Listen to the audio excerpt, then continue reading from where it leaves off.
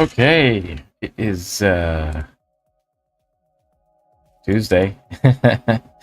Gonna do a tutorial here today. Well, I've been having some technical issues here this morning. Um, but it's very hot here in Phoenix. I am sweating. I've got a fan, but it's not quite working.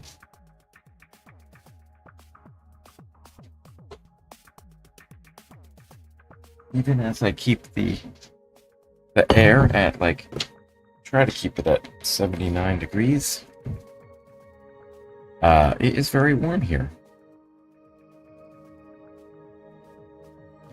So, not quite sure what I'm gonna do today yet, but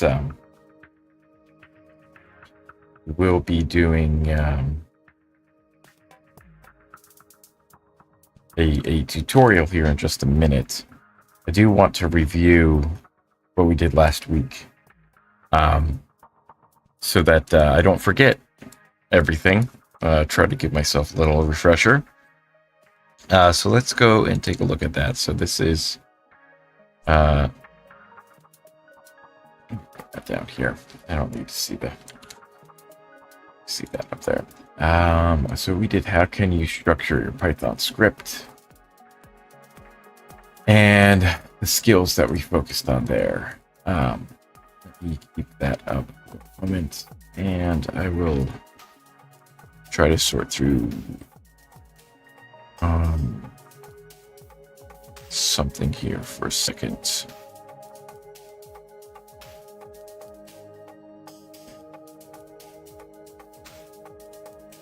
This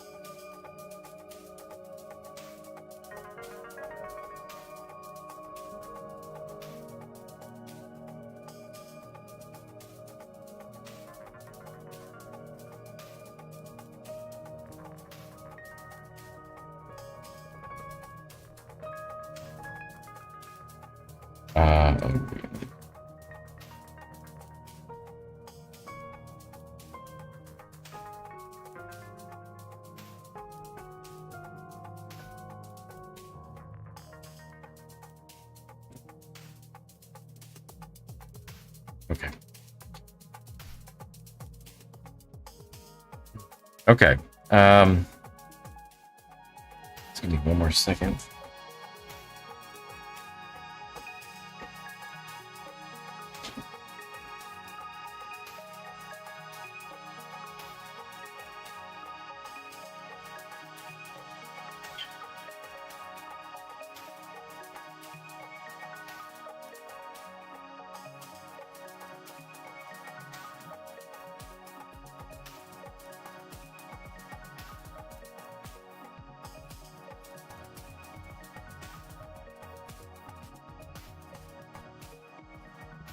All right, I just gotta get settled here. There was a new update to OBS Studio, so I have a few things to get used to here as far as the layout is concerned.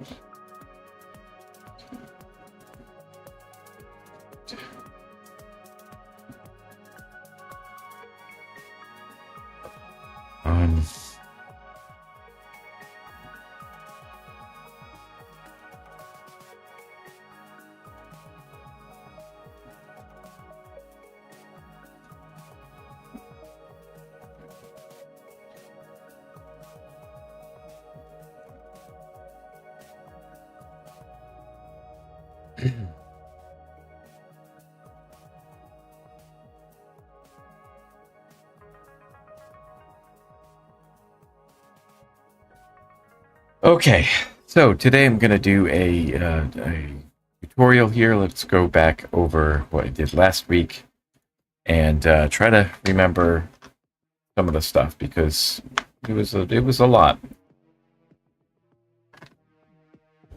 A lot of things that I didn't quite focus on individually, but separately, right, as a whole, did this. So I think it'll be good. Let's do the quiz, and then I'll go over. Yeah, did I do the quiz last? I don't think I did. So I'll do the quiz, and that should help me remember what we all did. So in order for a Python script to run in a standalone program for Unix-like systems, you need to add a blank line to the top of your file. So I don't remember what it was called. Oh, I do. It's a shebang line, right? It was shebang? Yeah. Right. And it's like the path. Basically, it tells the script where to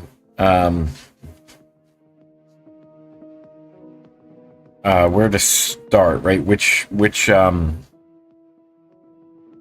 or like the location of your either Python or your shell, or what language, or it's not really a language. I guess it's just the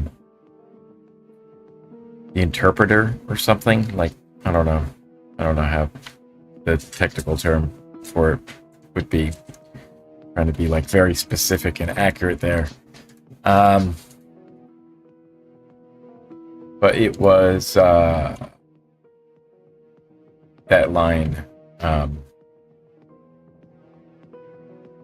with the hashtag and then the exclamation point.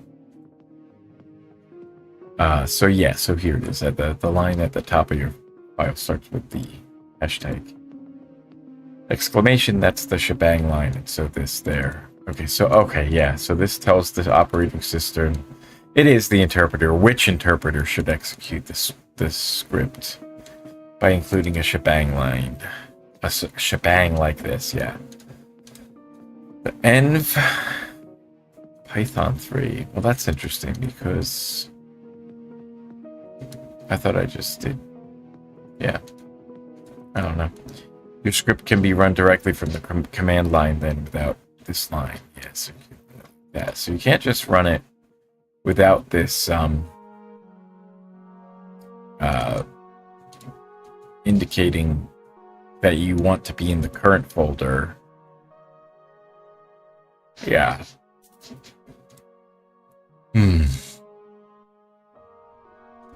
So without the line, the system doesn't know how to execute your script unless you explicitly run it with Python.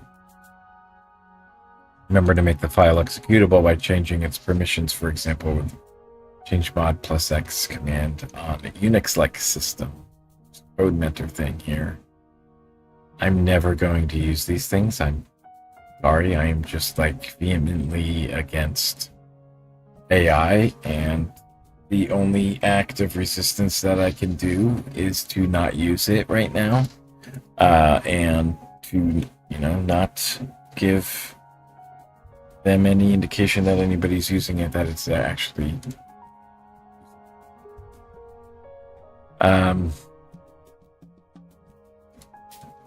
so fill in the blanks for number 2 here. So according to PEP 8, you could order your input statements by grouping them as follows. So first come the standard library, I think, right? You do standard library first, then come the third party, and then you do the local import. I think, yes, right. Standard library, third party, and then local. It's the order. Organize your imports into 3 groups for standard. Yeah. Question. Which of the following are considered best practices when structuring a Python script? So use lowercase names for constants as they are easier to type. I don't think that's the reasoning. And in fact, that's not even the case, right? That's clearly false because we always use uppercase names for constants to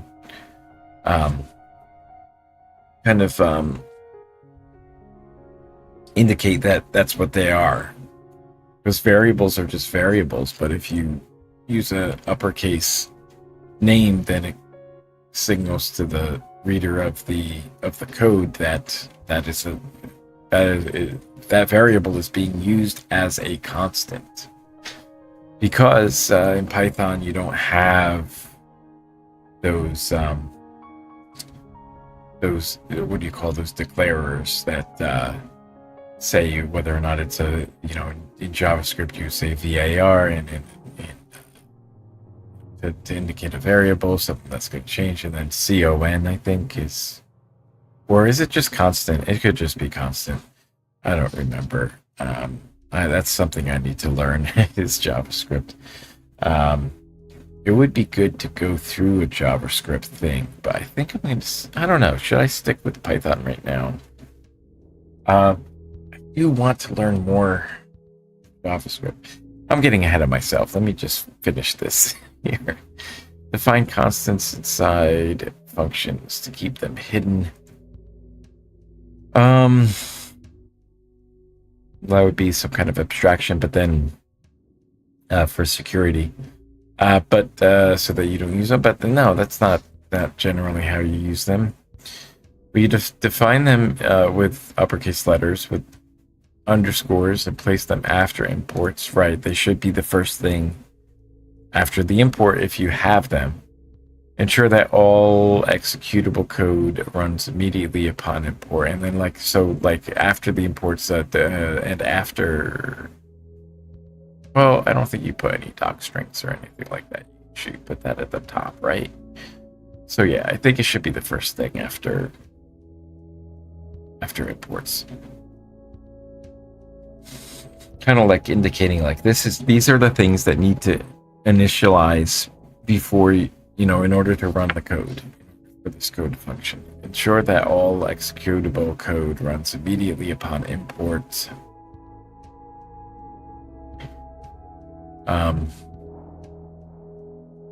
What is this?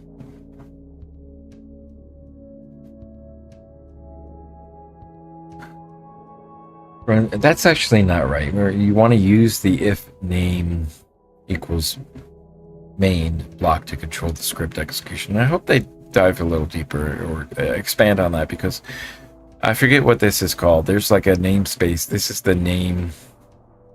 namespace used, I think. Consider like the local namespace, not the global namespace, I think. Consider how Python signals intent for constant values, and how to prevent code from running unexpectedly when a module is imported. So, yeah, that's a good practice, because if you import it, you don't want it to run. Like if you're expecting it to be a package or something, and you go, oh, let me import this, and then you go, oh wait, that was a mistake, but then it ran all this code, and that's not a good practice. Just separate out the main functions there.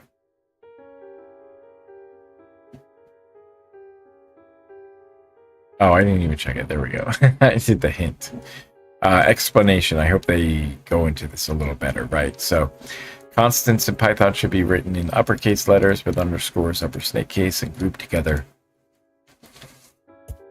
below the import statements. This makes their intent clear and maintains consistency. And the if name equals block, main block is the standard way to ensure that code Certain code only runs when the script is executed directly, not when it's imported as a module. So defining constants inside functions or using lowercase for their names is discouraged, as is having all code execute on import, which can lead to unintended side effects. Learn more about this in the section on adding structure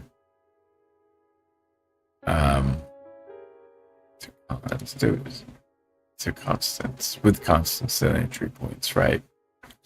These those are, that's an entry point into the code, right? Okay. When you want others to run your Python script smoothly and make its environment reproducible, which steps should you consider when using PEP 723? So to remember what PEP 723 was, I think it was that line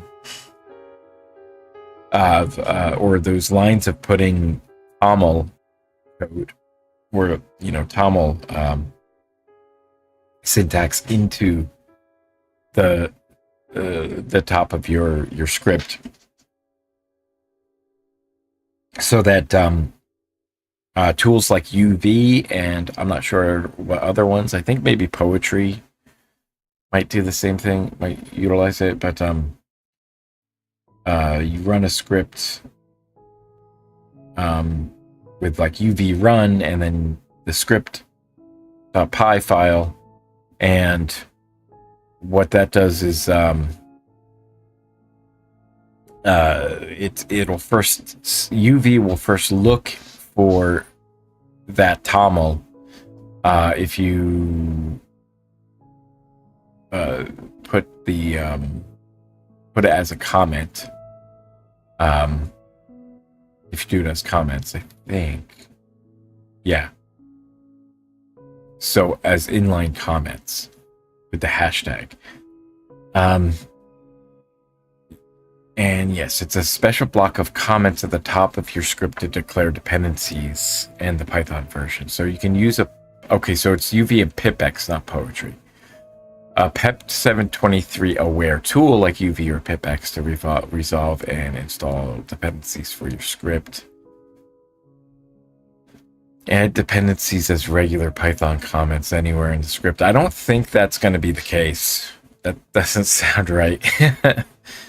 But I could be wrong on that. I don't think we didn't see that in the tutorial. You can hand edit site packages to add missing libraries. I don't know if that's a thing you can do. And we'll just check our answer. I'm pretty sure. Okay, that's it. Okay, so let's take a look at the explanation. PEP 723 introduces a way to make Python script self-documenting with their dependencies using a special comment block placed at the top of the file. This ensures others can reproduce your script's environment without guesswork. You need a tool that understands PEP 723 like UV or pipx to read the dependency block, install the required packages, and set up a temporary virtual environment to run the script. Regular Python comments or editing site packages won't achieve this.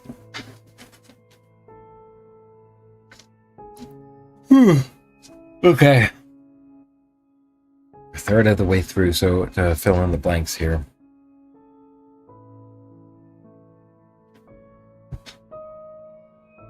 Quite dehydrated, my gosh. Make command line options more structured and maintainable. You use blank to represent a fixed set of choices. Variables or enumerations? Right, so fixed set of choices is going to be an enumeration. You can call choice to automatically generate member values. I'm pretty sure it's choice, right? No, it's not choice. Okay, so auto is what it is. Okay, well, that's okay. Make a mistake sometimes.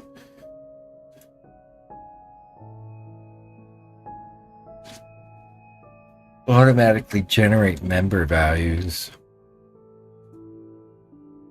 In Python, you can use enumerations to cleanly represent and manage fixed sets of identifiers, and the auto function allows enum members to be assigned values automatically, so you don't have to repeat yourself or risk mistakes with manually typed values. Using constants and attributes can work, but they don't provide the strong grouping and extensibility that enumerations offer. So the thing is, auto was take a look at something over here, because I think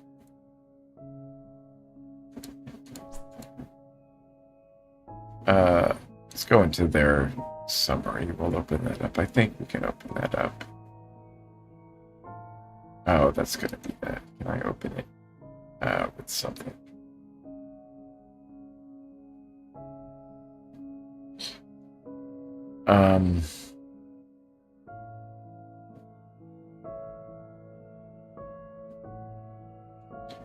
Open a default app? I don't know what the open a default app is. Like, apparently that's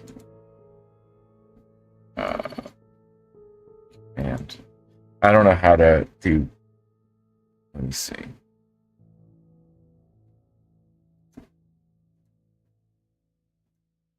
You edit it. I guess you can't. Just go on the System Explorer. Okay.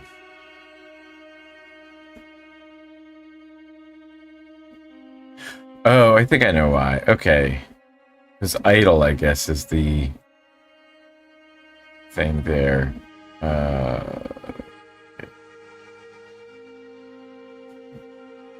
Let's change the default, because I don't think we want to open. We always run from the command. Okay.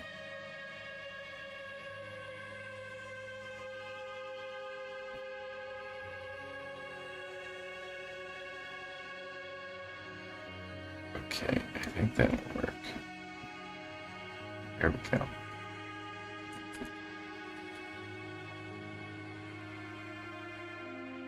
All right. Auto is from the enum package. Okay. And that's standard library. Data classes are standard library. Enum is standard library. Okay. We have our third-party stuff. We didn't do any local imports. Okay. And let's see. So, where's auto used?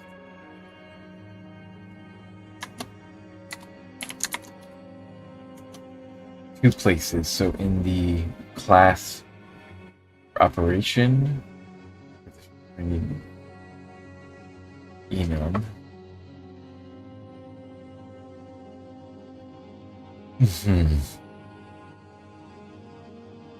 Then in the metadata. So this is a bit of magic to me because I don't understand what's happening there. I think I probably need to go and learn about enumerations more. If that's something that's gonna be something I need to look at. Okay. So I want to be done with this by 1 o'clock. So I'm going to give this a good 2 to 3 hours.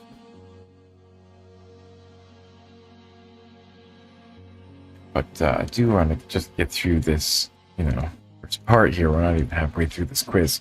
Why would you use a data class in Python when processing structured information? Well, prevent code from being imported. No, that's from using the entry point there to enable multi-threading. I don't think that's why. Yeah, reduce boilerplate for storing data and bundle useful behaviors. It doesn't make functions faster, I don't think.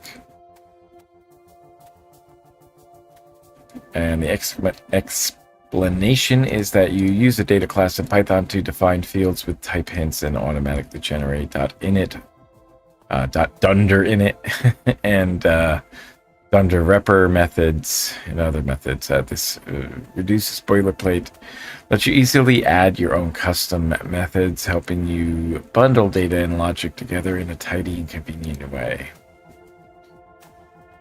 When should you prefer collections.name tuple over a full custom class in single file scripts? Did we use any name tuples?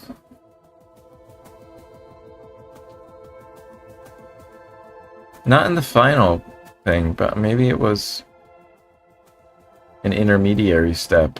Actually, just restart this. Okay. When you need complex inheritance or custom methods.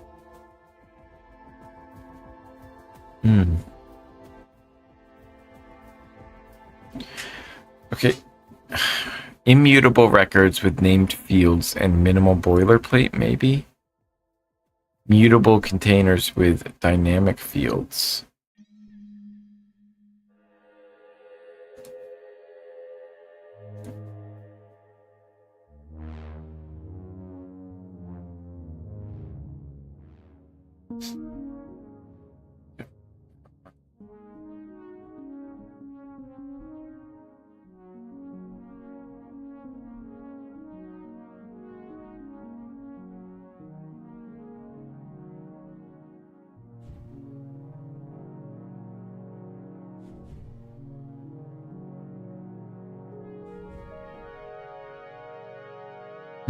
Okay. Immutable records with named.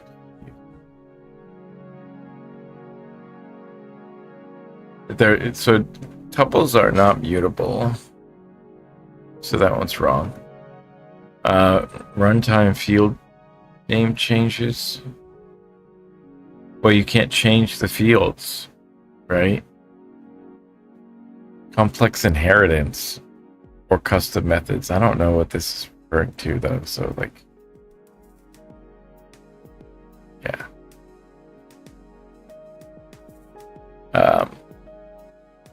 I don't know what this one would actually be talking about. Pretty sure it's this one when you want immutable records with named fields and minimal boilerplates. Okay. The built-in blank module lets you record events with different severity levels and more control, unlike basic print. So this is the logging. I've used that before. It's pretty good. I use that for a couple of my scripts that I run every day.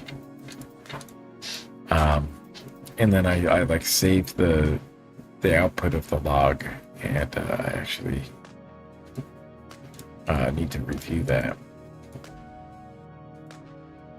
This helps separate informational messages from errors and makes it easier to control logging output compared to print, which is often used to print directly without distinguishing message types.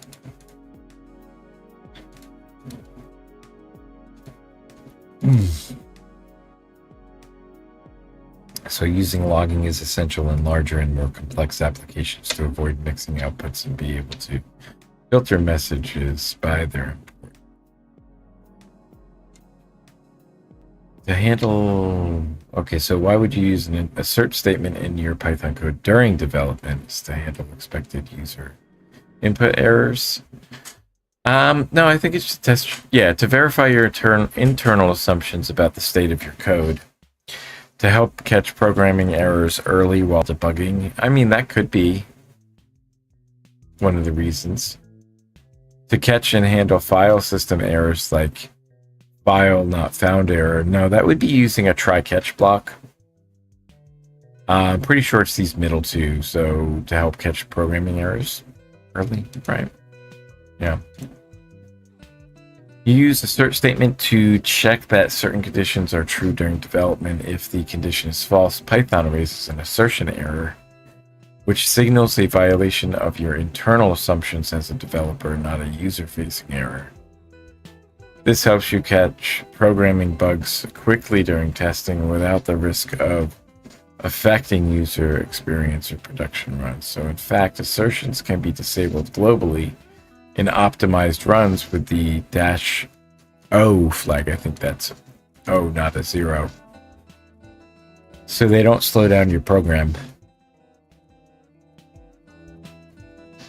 So you wouldn't use assertions for user input errors or expected exceptions like file not found error. These are better handled using try except blocks or libraries meant for handling user input. So to learn about this, check out the section on adding internal checks. Okay.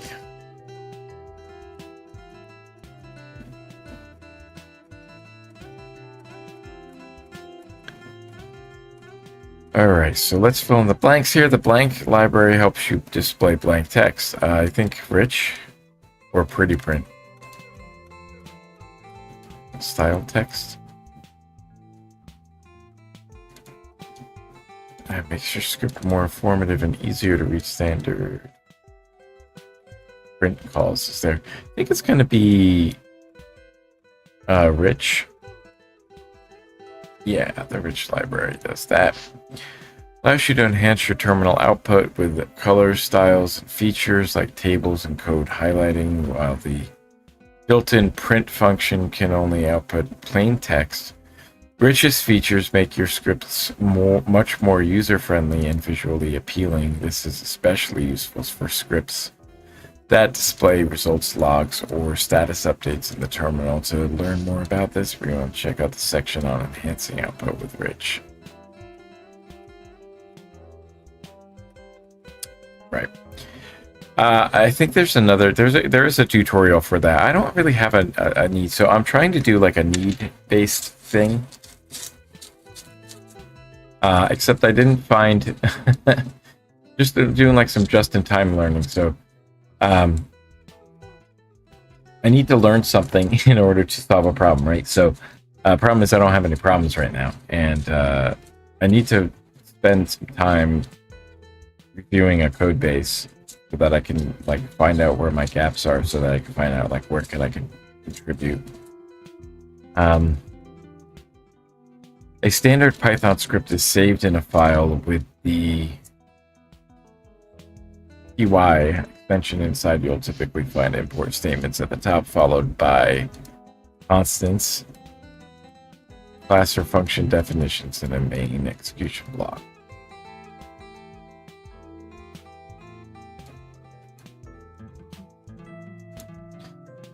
This is just a repeat of an earlier question. The py extension is the standard for Python scripts, signaling to both developers and tools that the file contains Python code. While you might encounter files with extensions like IC, that's compiled bytecode, PYO, I have not ever seen one of those in the wild. Optimized bytecode. Interesting. How do you get one of those? And then exe, I've never, well, I don't know if I've ever packaged exes. These don't represent standard Python scripts, right? Okay.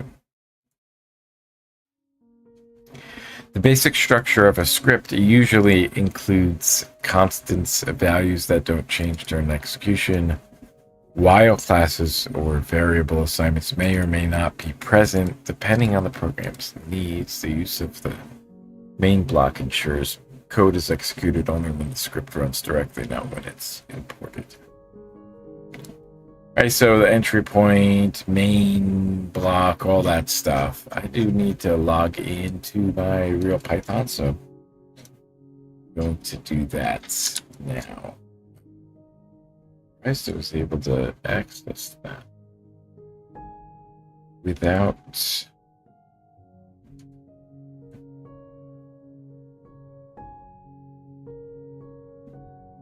whatchamacallit. Okay, there we go. Just surprised that I was able to log into that, or I was able to do that quiz without logging in. That's interesting. Okay, but just save your progress. Do that. Can I block this element?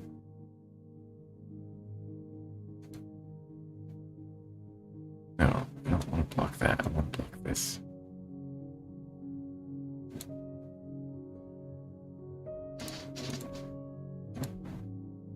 Oh.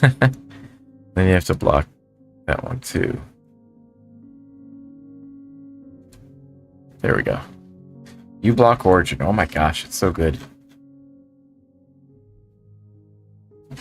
It's like, it's what I need to interact with things on screen and to show it like easily. I was using, I started to go into the CSS and do like CSS overrides and stuff.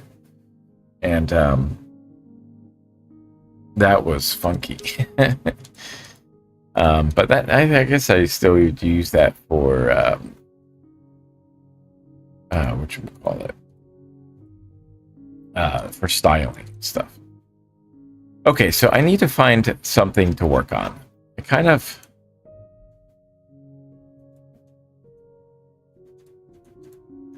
feeling like I want to do a JavaScript tutorial, and I think what I want to do is to use Free Code Camp.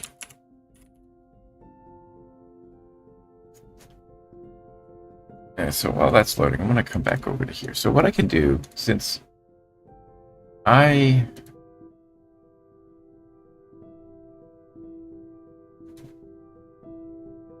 would like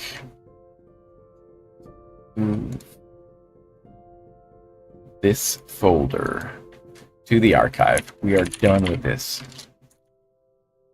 Move it to the archive for that. This actually should be moved to a different spot within there.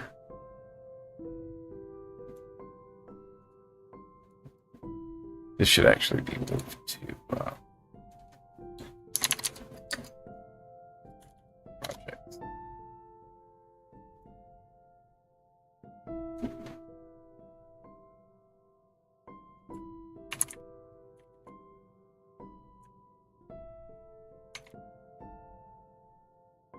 That's projects.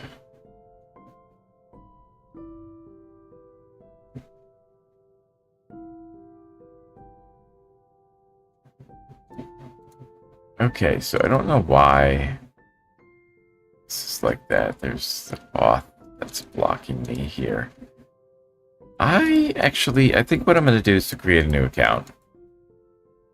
I can't remember what my account was before. And I'm going to take this off screen because I don't want my email that I use for these things to be on there.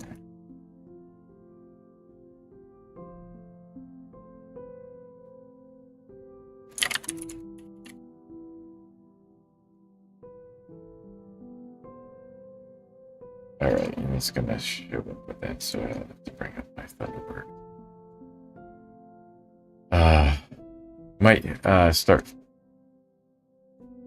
seeing some slow down here briefly. I hope it's not too bad.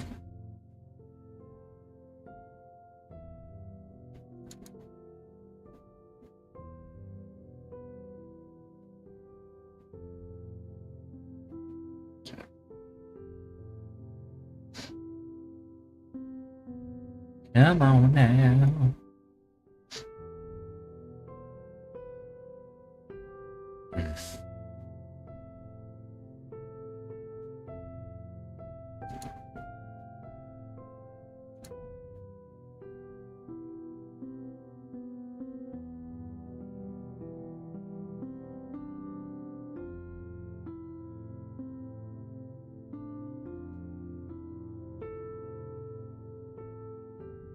Alright, we got a login request. We gotta enter the code that was sent to us. There we go.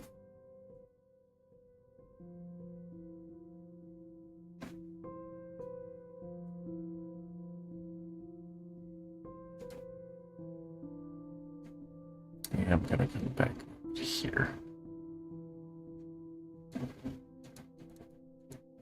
And actually, I'm going to just take it off screen again for a second. Apologies if it's a little laggy.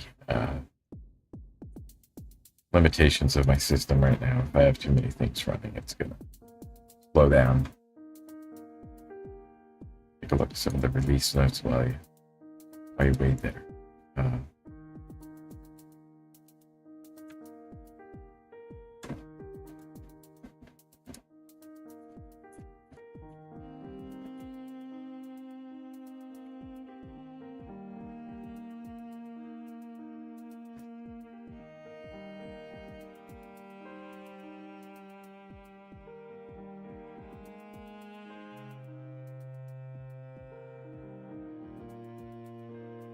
Don't care about Copilot. I'm gonna have to get a new IDE.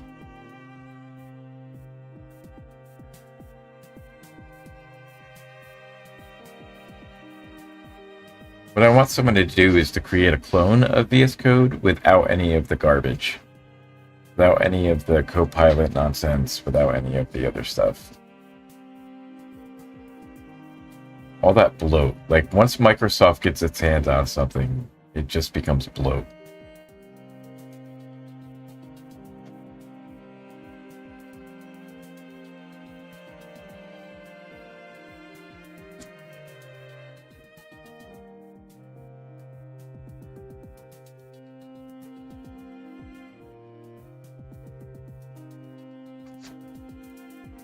That.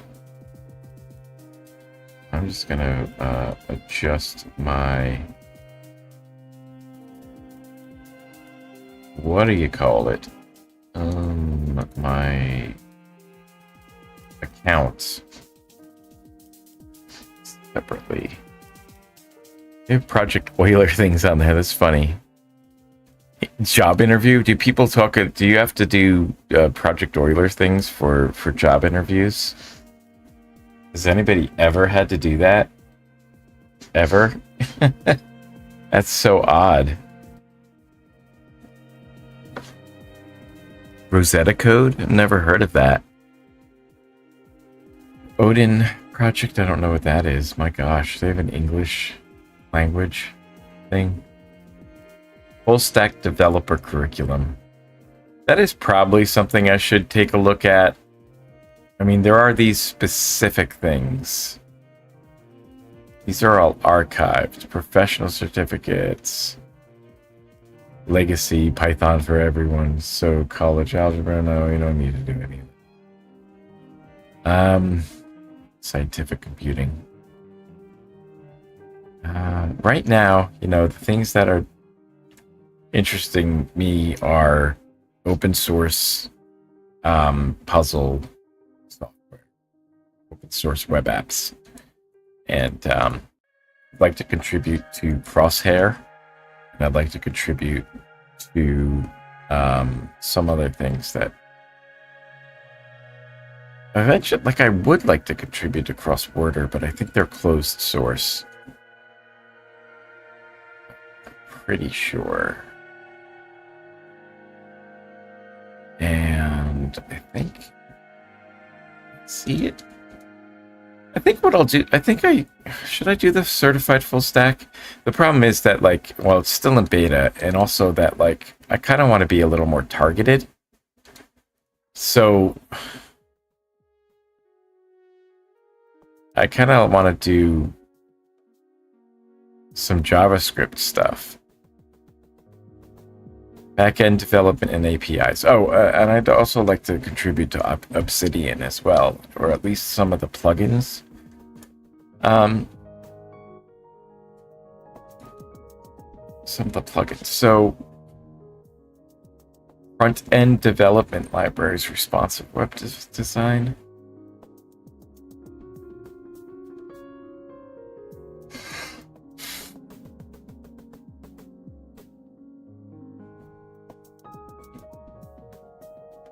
JavaScript, algorithms, data structures.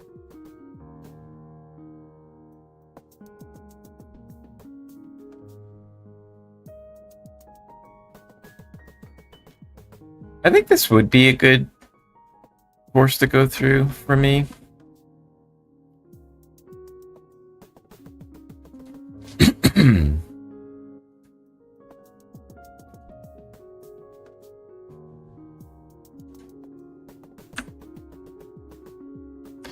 Ad blockers, script blockers can interfere with the tests. If you face issues, we recommend disabling extensions that modify or block the content of pages while taking the course.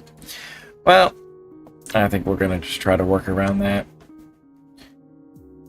User that, or we could just turn off uBlock Origin for this one. Could do an exception, right? I'm not sure what Quincy's stance is on the on free code camp being a. Oh, here we go. It's the language menu. Oh, there's where we get the settings in the menu.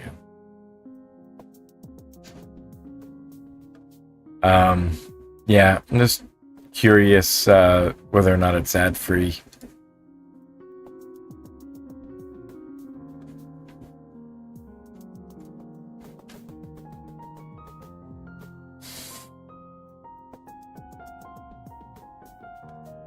So in this JavaScript algorithms, I'm gonna add my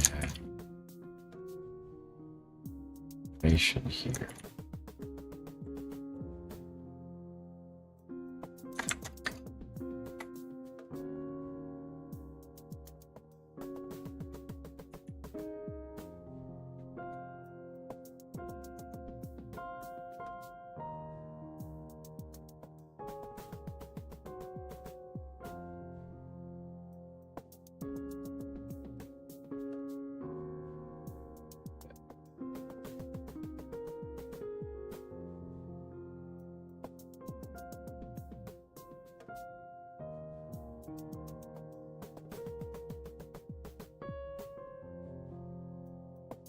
Twitter?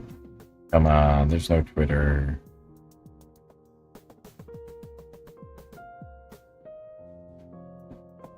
Dude, my social links. Go to my profile. I changed my profile.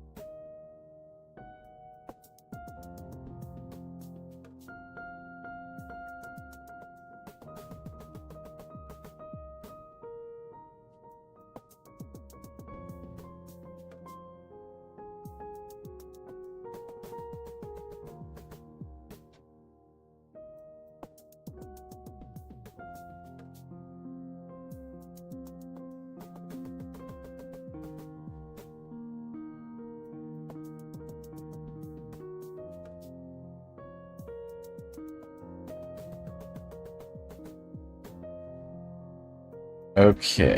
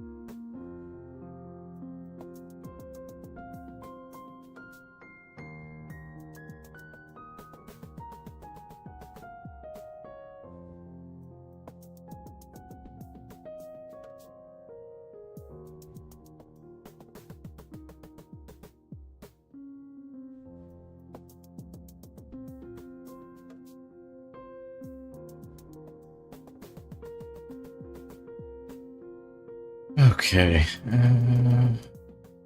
Yeah.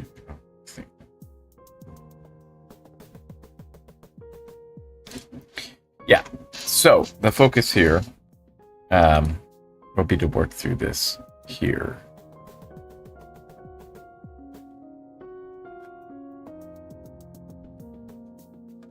algorithms and data structure. So what I'll do is I'll create a new. I think I can just copy this over like this. Article. Then to read. Actually, just put it into my. Actually, I'll just put it there. There's nothing. Wait.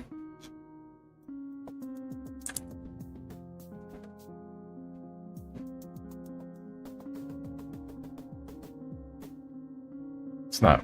That's not really working. Okay.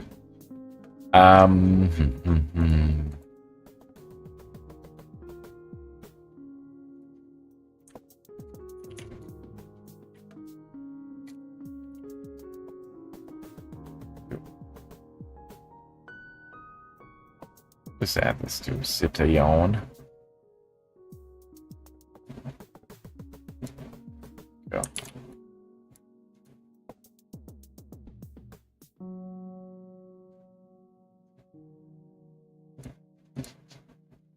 I don't know who the author is.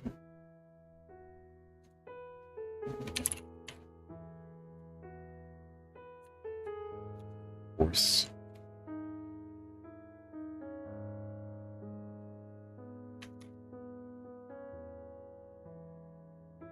There we go. Yep, so did that. All right.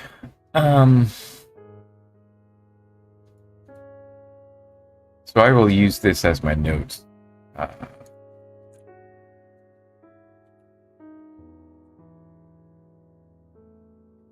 The FCC says JavaScript.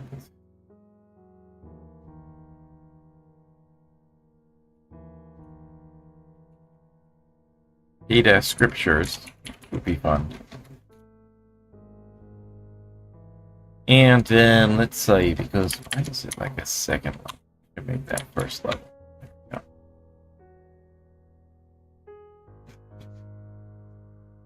This would be my kind of note thing to go off of, and then what I'll do is I'll do a separate note for JavaScript skill. It's not perfect.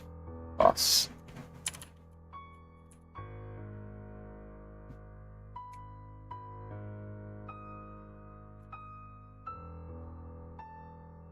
Try that. Learn some JavaScript here.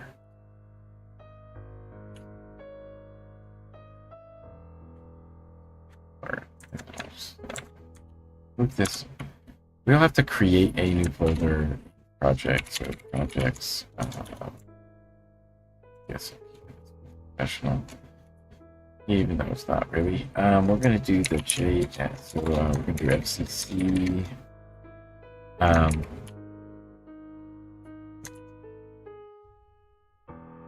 JS algos. We'll just call it like that. And that'll be our project folder.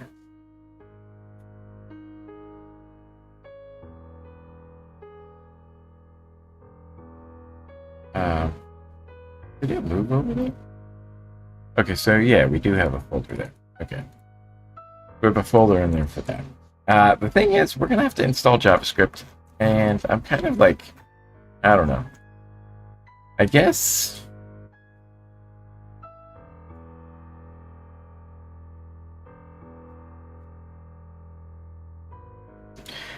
Do we have to? I wonder if there's a thing that's online here. They have.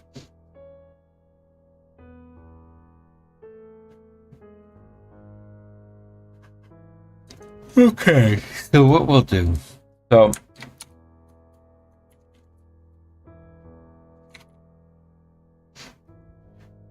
we'll learn about object-oriented programming in Java.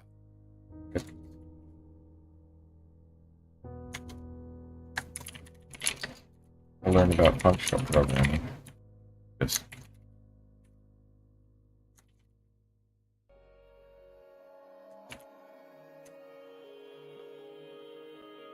and algorithmic thinking, okay.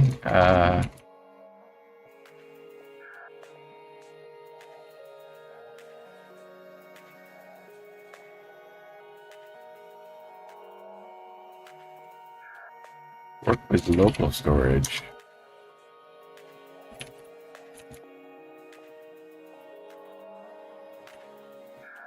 And fetching data using an API. That's all important stuff.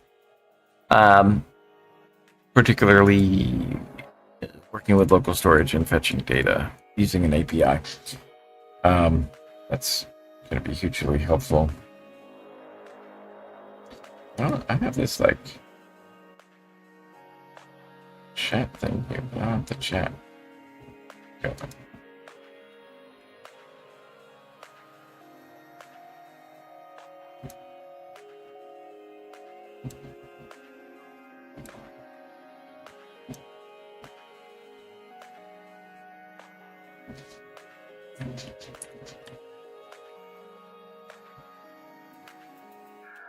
It's actually not showing up, which is strange. It should be.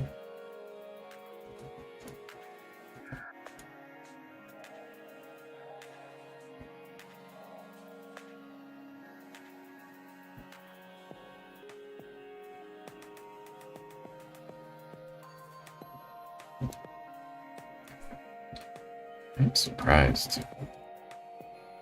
I don't know if my it's working properly here for this.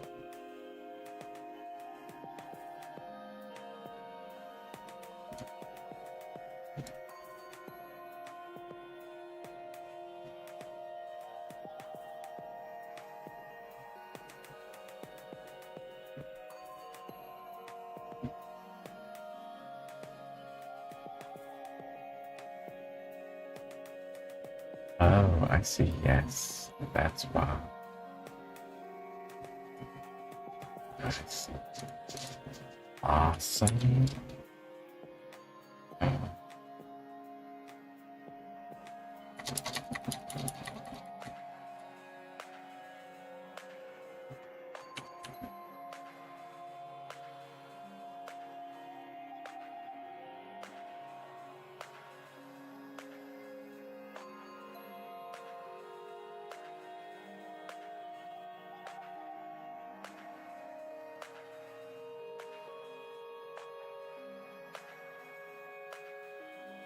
There we go.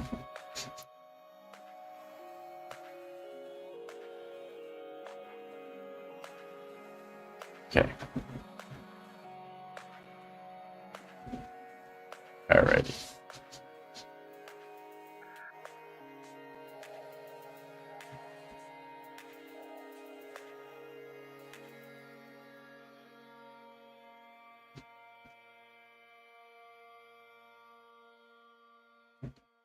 Okie dokie.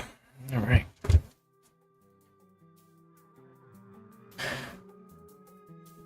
I feel like I need to stream on YouTube because Twitch require like it just like it doesn't stream well.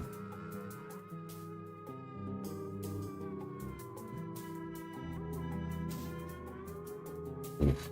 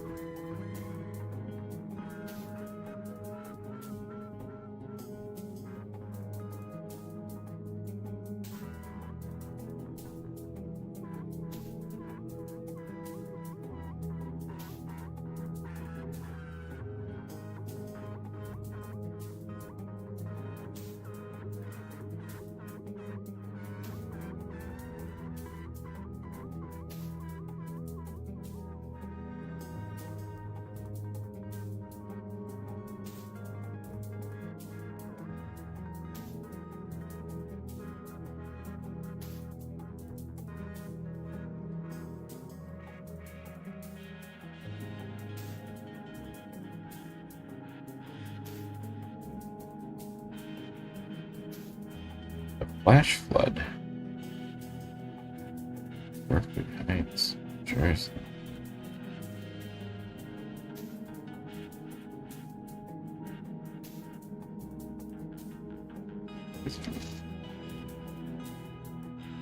Oh boy. It has been really bad.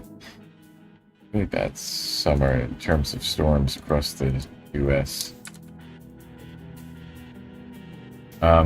Still haven't seen many here in Arizona.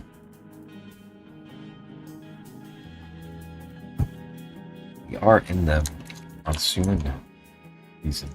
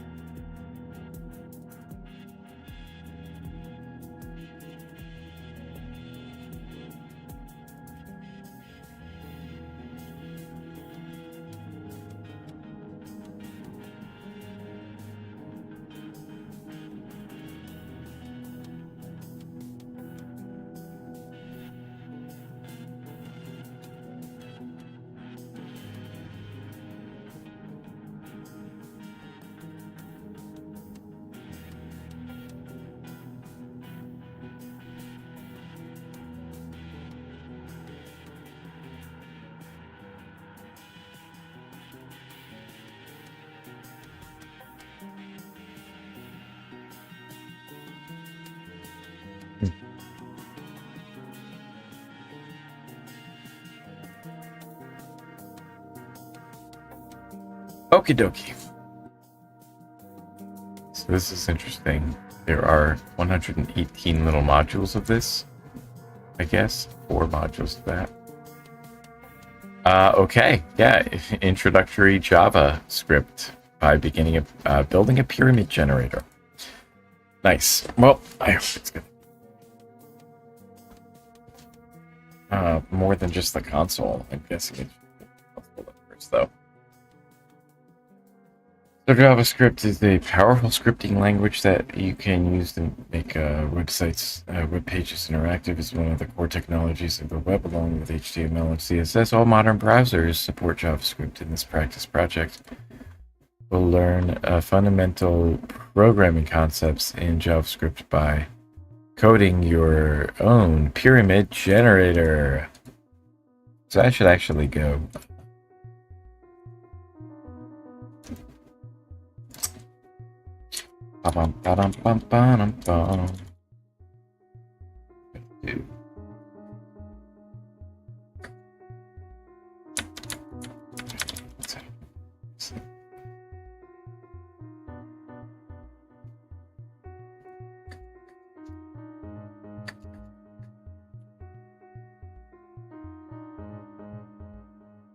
There we go.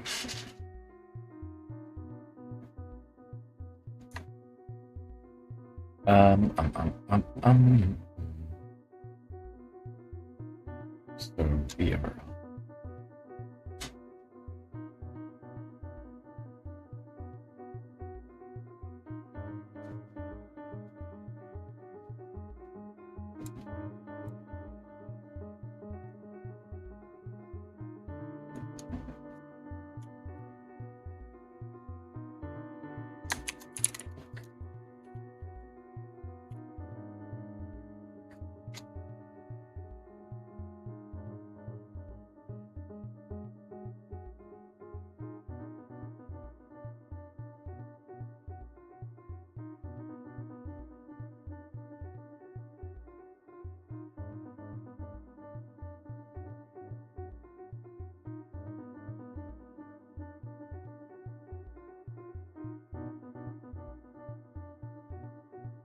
Introductory JavaScript by building a pyramid generator.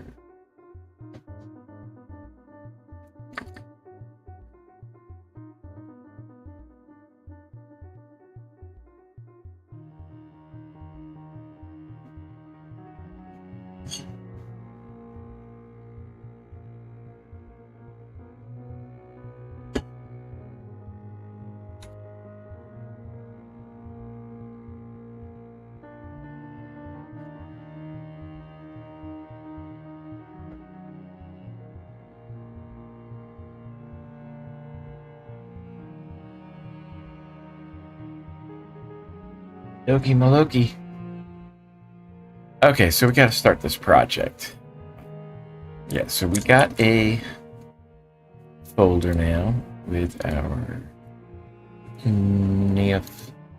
if the CGM scheme. Yes, we'll start the project, right? You can like go into one of these things. It doesn't like click through. So it goes through that. Let's just go start project. It's gonna go there. So there is a console, interestingly enough. Let's oops. Can't zoom out.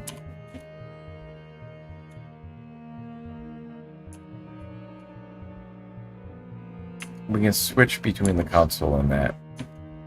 I kind of like having the console right next to it. It's not going to be as clear of whatchamacallit. Okay, so we are just doing that. So is it going to take the entire 118 things in order to to create this thing? Or is it going to be styling it and everything? Probably that's what we're going to do. Okay.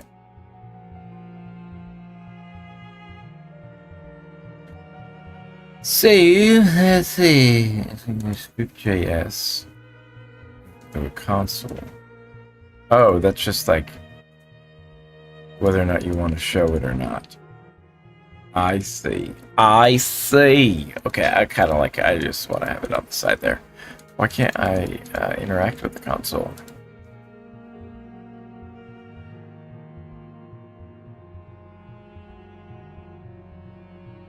I guess you can't interact with it there.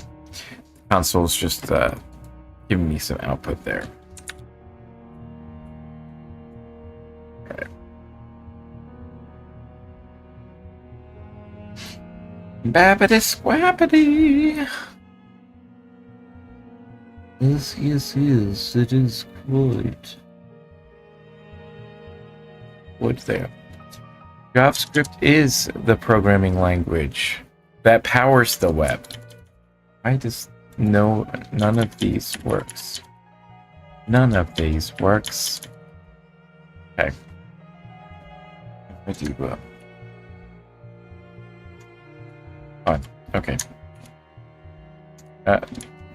Okay. I don't like the way this is laid out. Sorry. This is a little tricky here. Probably better off like using it on my own machine. Let's see. Tutorials. Who's say?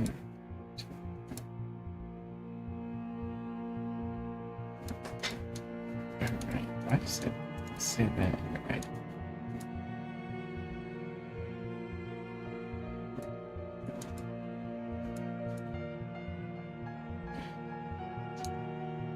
Better view something real quick. Wait.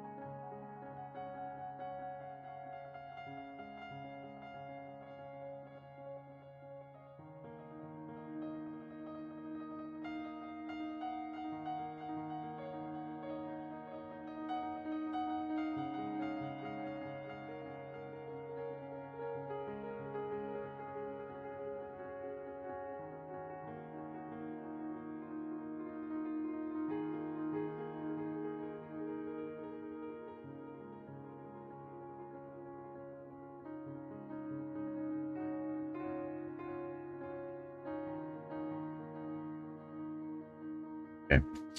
So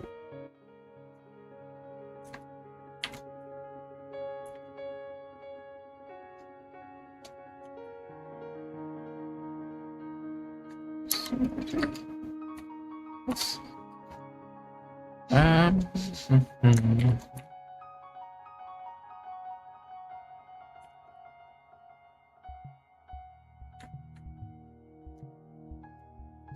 we're gonna do, Tutorial Tuesday.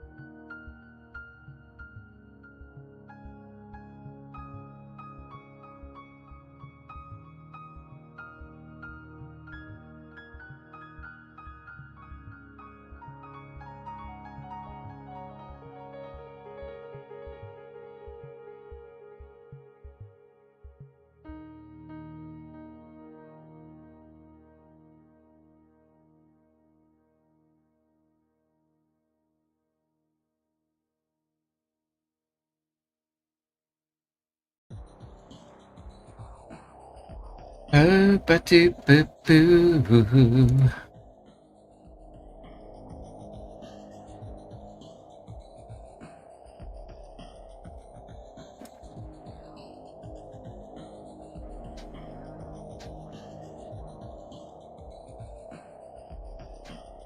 Wow, that got 54 views. Wow.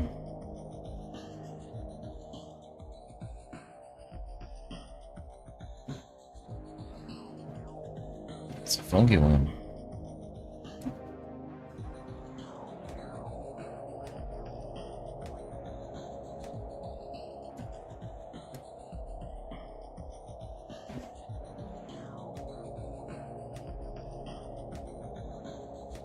Ah.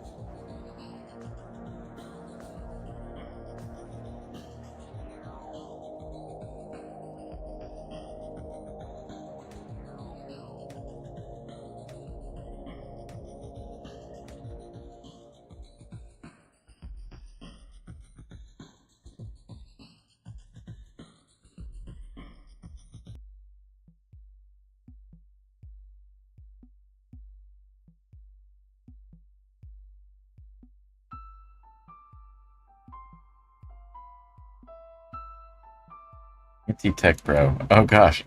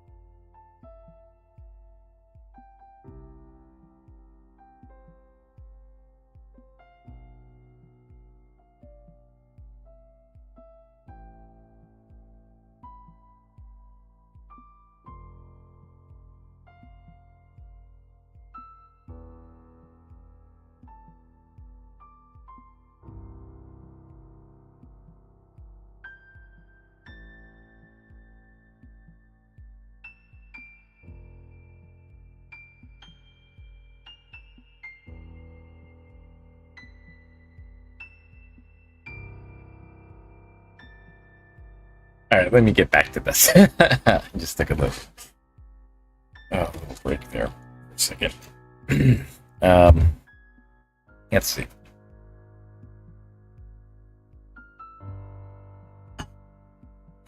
Oh, the HTML and CSS I've learned previously. I don't know if I did that. JavaScript is most commonly used. Write logic instead of markup. In this project, we'll learn the basics of JavaScript and apply those concepts to building a pyramid generator. Okay. Sounds like a good plan.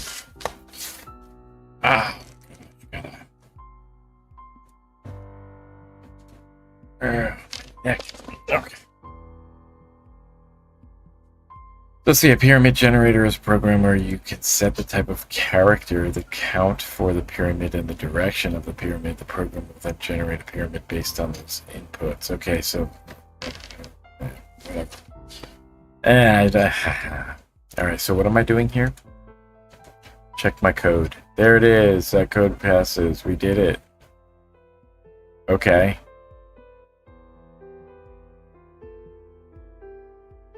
What was I supposed to do? They already gave us this.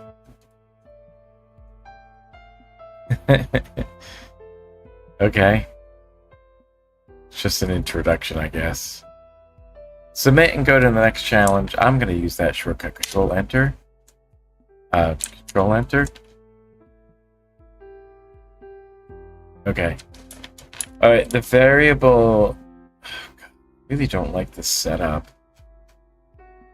Like, I can't scroll with the arrows up and down. I can't even do like page up, page down scroll. There's like scroll lock or something. What does scroll lock do anyway? Scroll lock? What does scroll lock do? I never understood that. Even when we had those old computers that like actually like used it, I never really understood it. Old keyboards. One of the most important concepts in programming is variables. A variable points to a specific memory address that stores a value. So variables are given a name, which can be used throughout your code to access the value. Declaring a variable means giving it a name. In JavaScript, this is often done with the let keyword. So, for example, this is how you would declare a hello variable. A let hello. Okay. Yeah. Let hello exist. Let there be hello.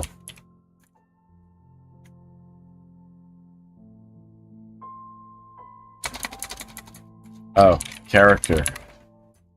So variable naming follows specific rules. Names can include letters, numbers, dollar signs, and underscores, but cannot contain spaces and must not begin with a number. Right. Okay, but then like you also want it to be camel case or something like that, right? And cool.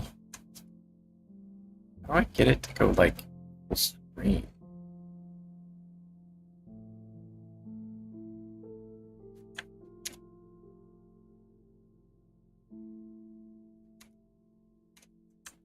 I'm hitting Control and Enter, and it's not doing anything.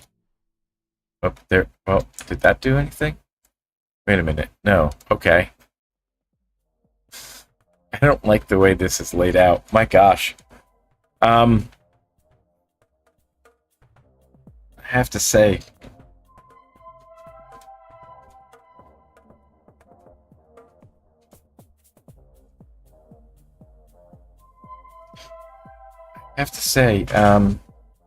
maybe you could do a design course. Yeah. I don't know, man. I don't think that. I honestly, I don't think that I'm gonna enjoy doing this with Pre-Code Camp.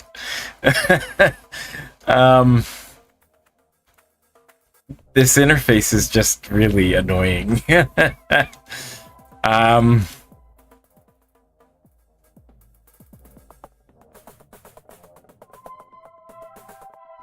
I'm just gonna try to speed through until I get to something that's interesting. I don't know.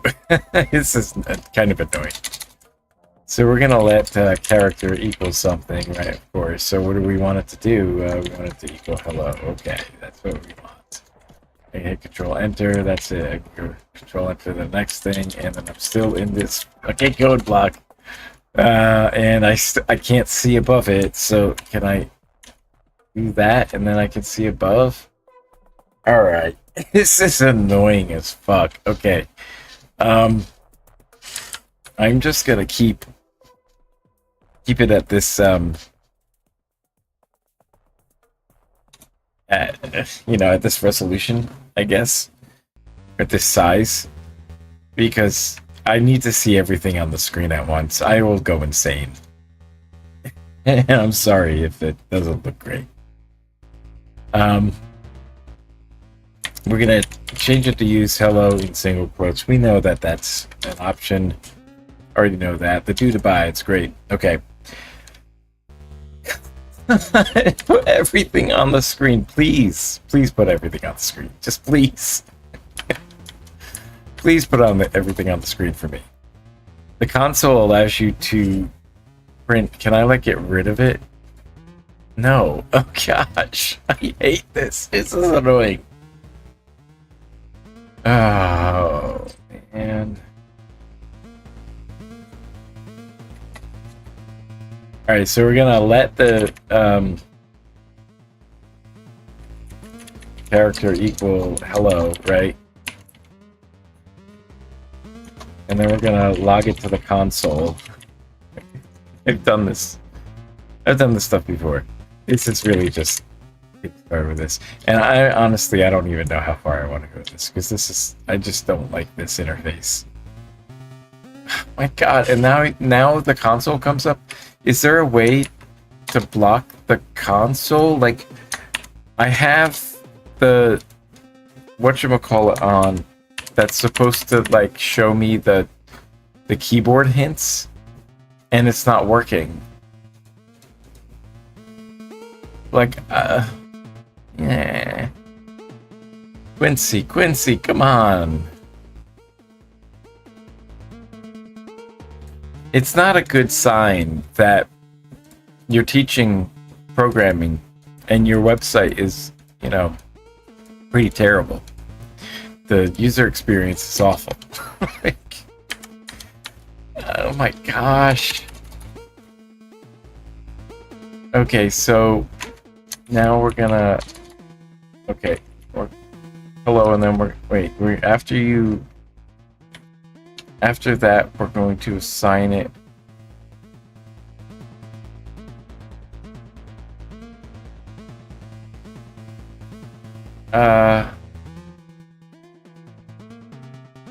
Okay, you can reassign it, but you don't need to use the let anymore. Okay, that's what they're teaching there. Okay. Hello world, and then can I... Now we're gonna print it again. Okay, and then...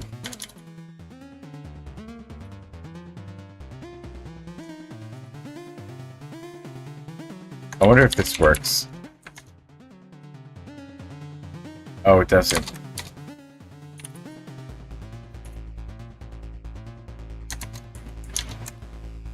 There we go. Why does it do it twice? Oh, well, it did work. It just, it didn't. Yeah, there we go. Camel case. Yeah, right. Okay, so variable 1, variable 7. Right, so what am I doing? Use camel case to declare a new variable owned character. So I need to let character. Congratulations. There we go. Okay. This is very W3 labs or W3 schools. Very much like that. Okay. What do I want to do? What do I have to do with this? The ADHD is like really kicking in now. Like I don't want to read things. I just want to do stuff. I don't want to read. I just want to do. Currently, your second character variable is uninitialized, so we want to initialize it with what? So what happens? What happens if we console log second character? Probably like blank or something. Oh, it says undefined. Okay. Hello, undefined. Hello, undefined. Why does it print twice?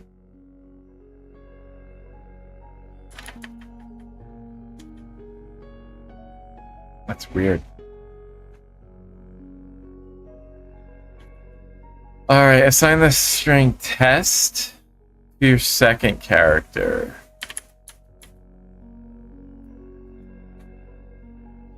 Oh, and then they want us to actually do a different line for reason. Hello test, hello test. Okay, become a supporter. This is the most freaking... This is what you spend your time in, is doing this support page. But the user experience on the actual courses are not great. So like what? Ask me later.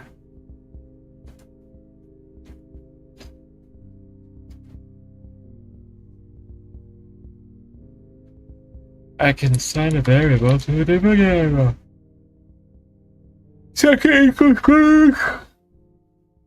The second variable now one. So what do we want to do? We want to see you actually change your second character assignment from test to the character variable. Okay, so we have stuff above that. Right. Okay, so this makes sense that we're on 118 steps because these things are so tiny. The changes are just like minuscule. Declare your next variable. Okay, so remove both console statements, which you could use some like hotkeys for deleting a line. Character world.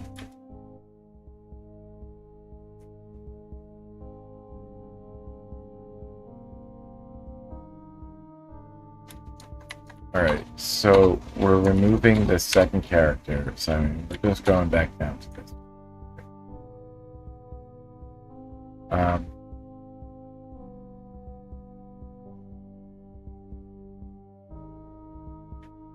And the character reassignment, that one there. Okay, so that's what they wanted us to do.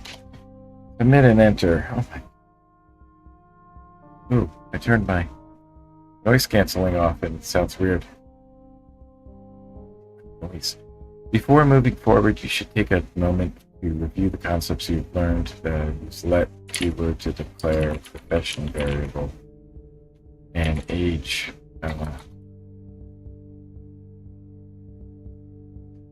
So we're not going to initialize age, but we will initialize teacher. I guess spaces means that you have,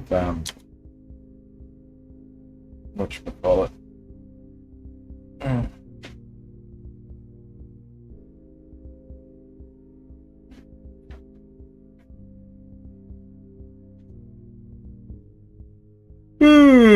Oh, log both of them.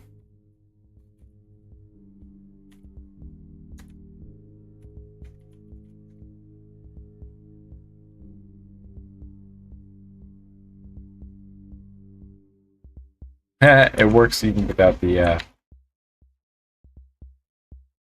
even without the semicolons at the end. Okay. Do not remove the character variable.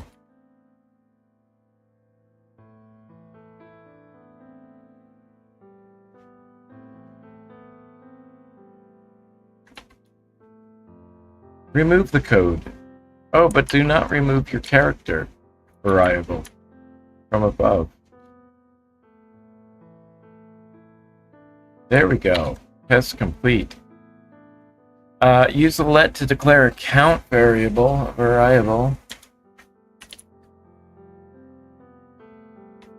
And it equals 8. And we're doing that. Okay.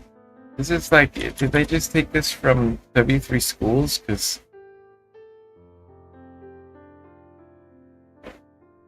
it's the same kind of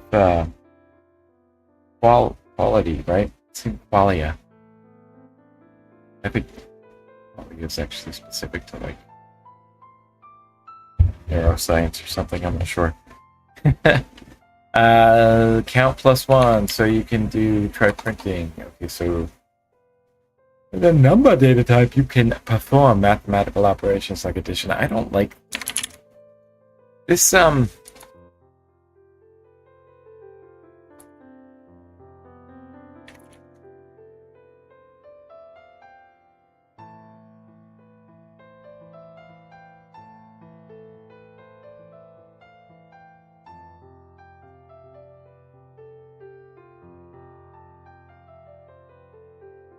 Okay. Yeah, this is all very basic. Subtraction, multiplication, division. Experiment with the operators. You're ready to move on. Remove the console dialog. So wait, so what am I doing? I have to experiment with the operators and then remove it. And the code doesn't pass, so you just want me to...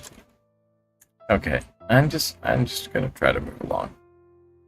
An array is a non-primitive data type that can hold a series of div values. Non-primitive data types differ from primitive data types in that they can hold more complex data. Primitive data types like strings and numbers can only hold one value at a time. Makes sensible. Arrays are denoted using square brackets. Here is an example of a variable with the value of an empty array.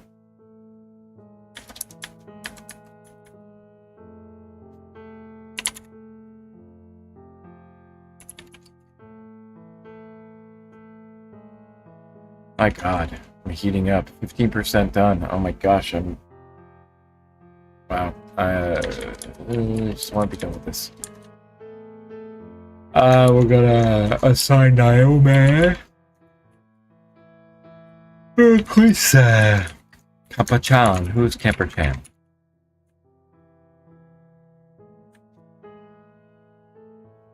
You can access the value with that, so we're gonna console log this motherfucker to array as... Oh, wait a minute. The first value, wait, it says array is not defined. Oh, because I'm dumb is why. Why does it print it twice? Why it printed twice? Oh, because I didn't put the thing on there? Is that why? Weird.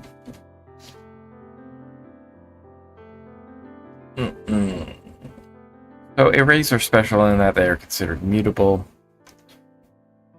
like lists in Python, right? So this means you can change the value at an index directly. For example, this code would assign the number 25 to the second element of the array. Let's update the third element, which is indexed at 2. And we're going to change it to 10, and then we're going to print the console.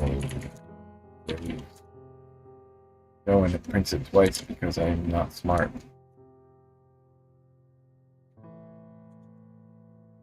There we go. Notice how the value inside your rows has been changed directly. This is called mutation. As you learn more about arrays, you will learn when to mutate an array and when you should not. Before moving on, this is a great opportunity to learn of a common array use. Currently, your code accesses the last element in the array with rows 2, but you may not know how many elements are in the array.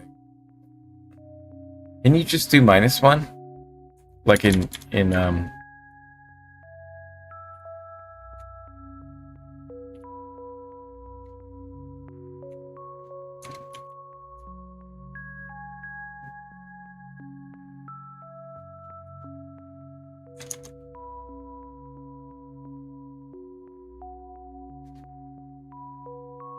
console. Oh, because there's something at the end here. Maybe that's what I was missing and why it was printing twice. Okay. Alright.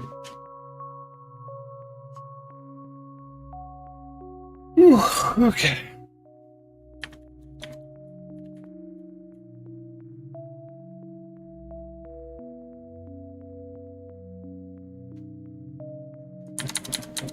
Yeah.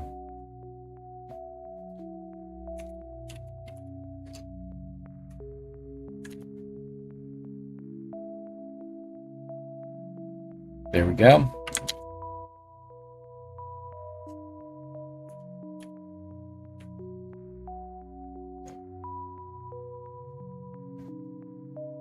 I feel like Code Academy probably has a better experience. But they're expensive. They are really expensive. Like, I think it's up to like 200 some bucks now. For a year.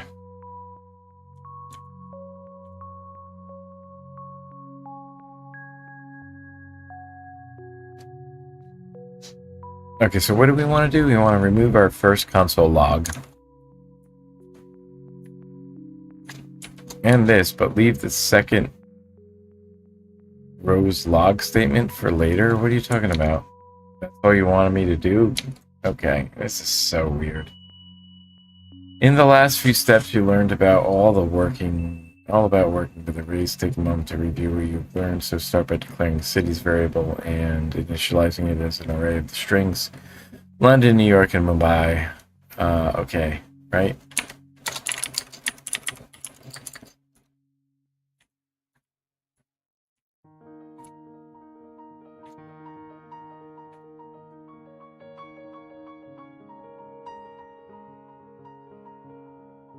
I'm gonna log it to the console. And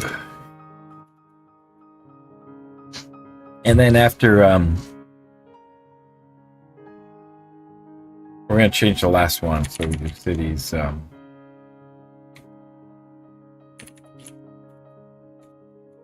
about length -1 is gonna be equal to Mexico City. And then that's what we're gonna do here, is to print it out then, right? Unlock the city's variable again.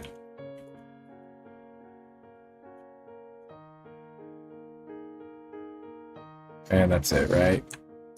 So then go to the next challenge. Okay, now you are ready to move on to the next set of array lessons and remove all your code from the previous step. That's great. Yeah, just erase it, and that's one step. There you go. A method in JavaScript is a function that's associated with certain values or objects. An example you've already encountered is the log method, which is part of the console object.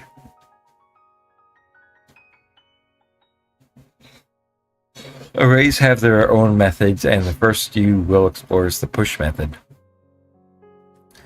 Allows you to push a value to the end of the array. Here's an example to add the number 12 to the end of the array, array.push. Okay, so what are we doing? Use push to add the string free code camp to the end of your rows array. Add this code before your console log, right? So we're going to do rows push free code camp.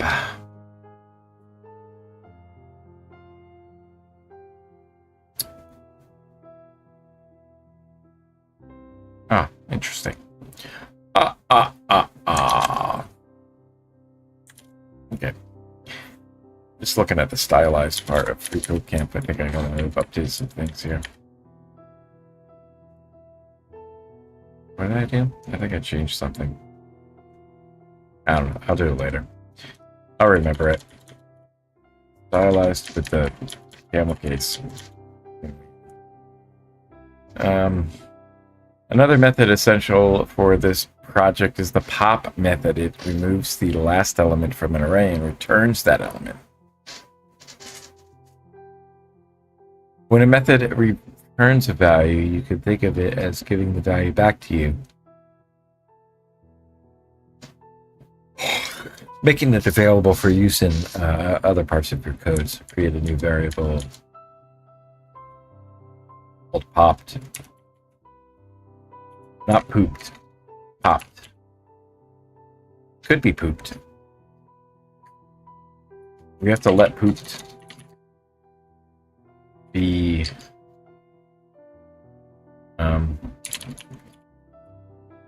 where's that pop?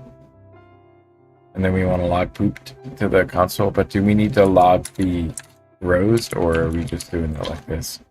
That's satisfactory enough. Sounds good to me. You should have send printed to the console. I did. I saw it with my eyes. This is because pop returns the value that was removed from the array, and you pushed free code camp to the end of the array earlier. So what does push do? It puts something onto it, right?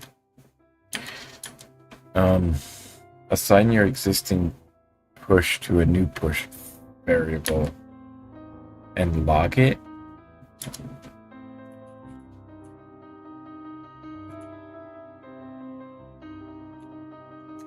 I'm guessing that it returns nothing. It should return nothing, right?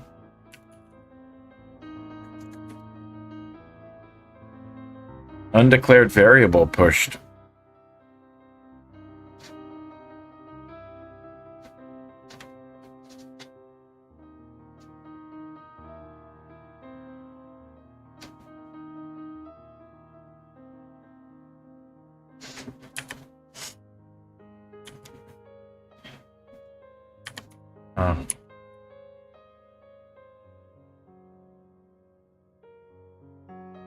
Or so it tells you where it pushed it to the fourth. It's the fourth element. Is that what happened?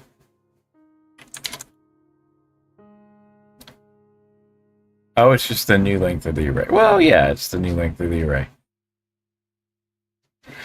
Important to be aware of what values a method returns. Take some time to experiment with push pop, and when you are ready, roll your push. So yeah, I'm ready. I don't have to do shit. Go.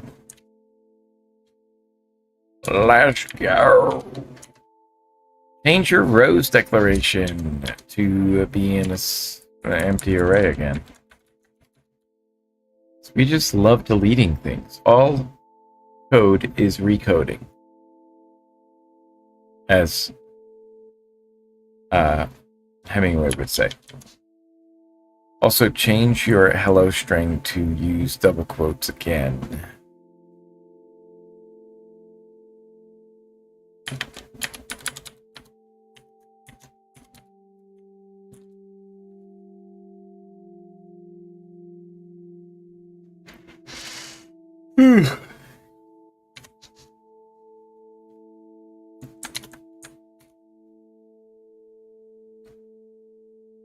I don't love this. Become a supporter, remove distractions to reach your goals faster.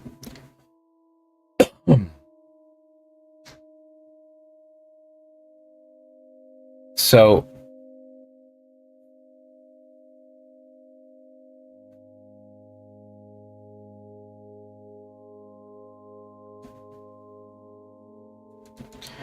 I don't want to do that. You can't exit out of it? Well, guess what? This is how you don't get blocked.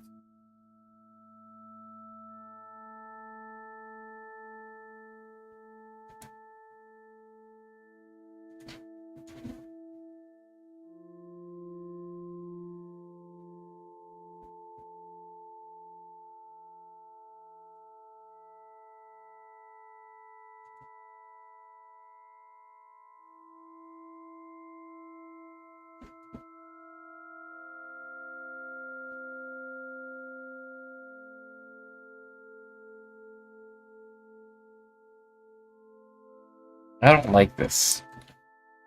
I don't like this.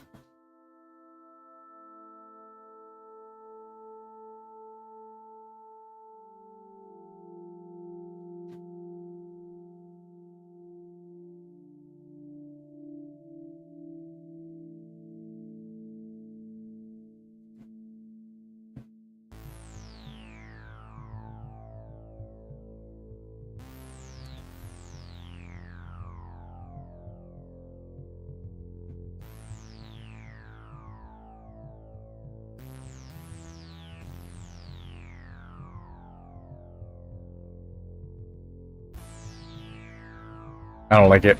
It sucks.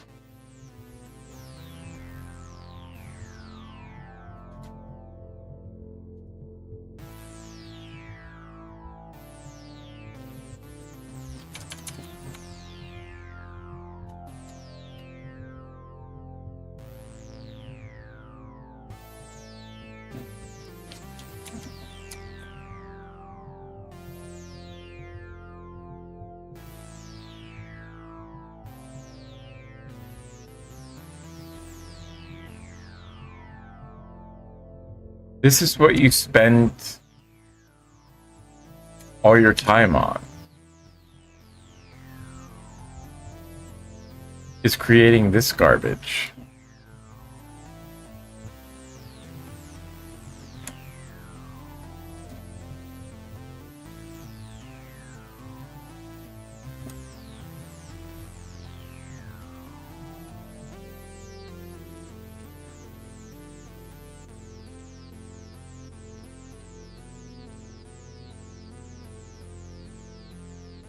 Learn JavaScript so you can create ads. Don't you want to create ads? Your whole existence is creating ads. Isn't that great?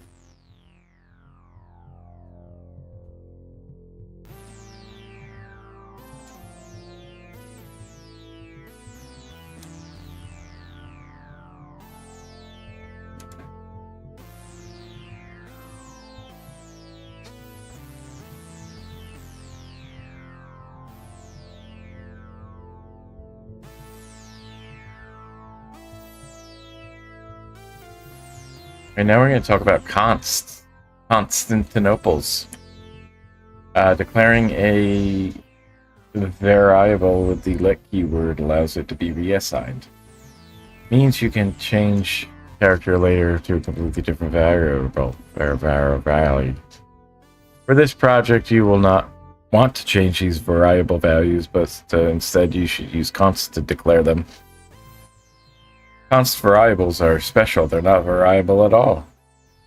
They cannot be reassigned like a let variable. This code would throw an error. Okay.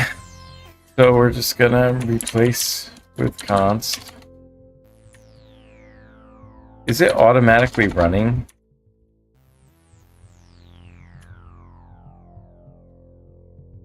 Okay.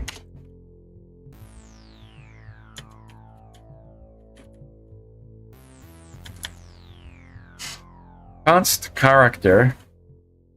Hello.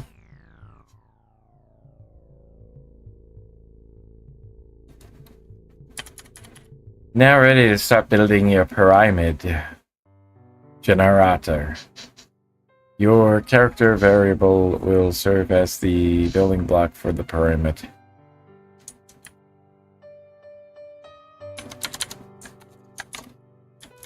Okay. I'm a wizard, Harry. Generate a pyramid, you will need to create multiple rows.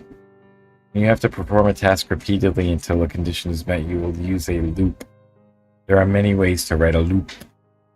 You are going to start with the base for loop, basic for loop. For loops, use the following syntax. Or I'm going to use an iterator. What do you mean? I'm gonna use iterator.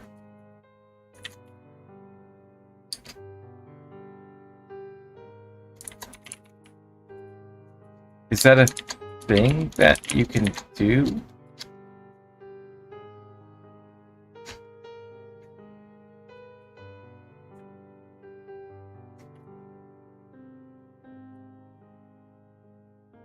What?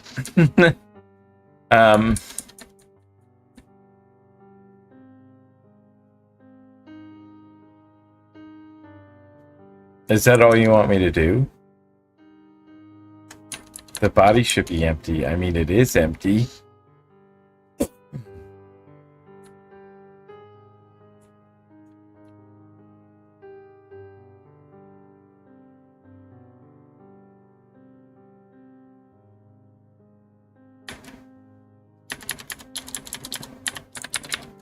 Oh, because we need semicolons. Well, that's good to know. Okay, of course. That would help, wouldn't it? It's still running tests?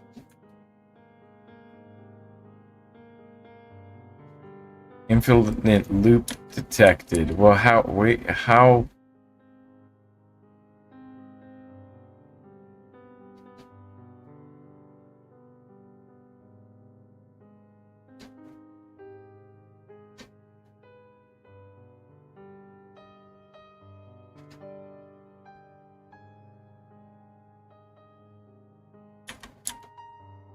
Submit and enter. Okay, it's so weird. It's an infinite loop.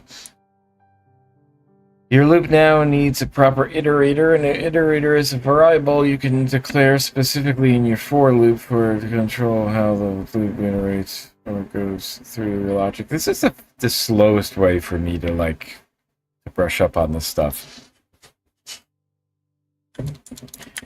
But I mean, I think it's gonna end up being good though. I think I'm gonna know a lot more, know the basics. I really shouldn't take for granted that I know the basics. Because I really... Yep.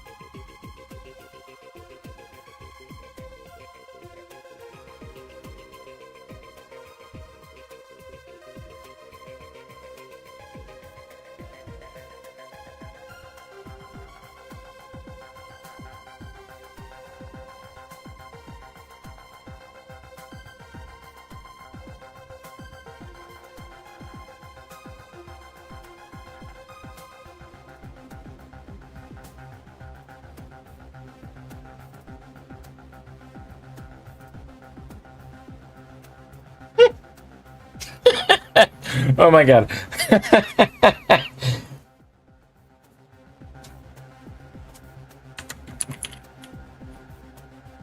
This is the funniest thing Elon Musk has ever said.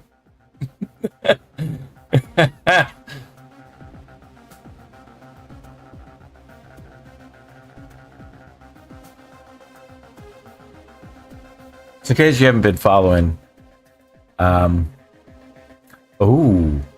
Nina Nicole has the Puzzmo for today. I gotta do that one. That's a great.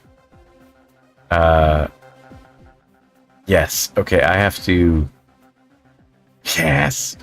Nice. Okay. Yeah, that's what I'm gonna do this afternoon.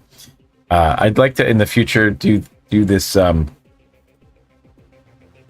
do the tutorial Tuesdays for the whole day, but right now I'm currently working on a video for KevDub Solves where I talk about my favorite puzzle apps. And so I need to spend some time getting that done. And one of the things I'm going to do is one of the segments is on Puzzmo. It's the first time I've done a long form video with like a lot of thought put into it and a lot of care. So it's a slow process for me, and I'm that's generally how it goes. At first, I'm very slow at the first time I do something, but then like I figure out, okay, so I need to do all these other things, and then I can speed up the process doing that. So, and you get a good idea for how long it takes to do things. This is the funniest thing I've ever heard. Elon Musk says so. Simon Willison, who does a lot of testing of large language models and their capabilities, and like testing the claims that people can of what these things can do. He says, "Miss this the other that others say. Miss this that other day." I think it was "Miss this the other day." He wrote actually a thing up on what's happening with the. He wrote a blog article about like his look into what Grok was doing. So he says, Elon, surprisingly hard to avoid both Wokalip Hardcuck and Mecha Hitler narrator. This was not surprising at all. Looking back at the audience for approval like a contestant on The Price is Right.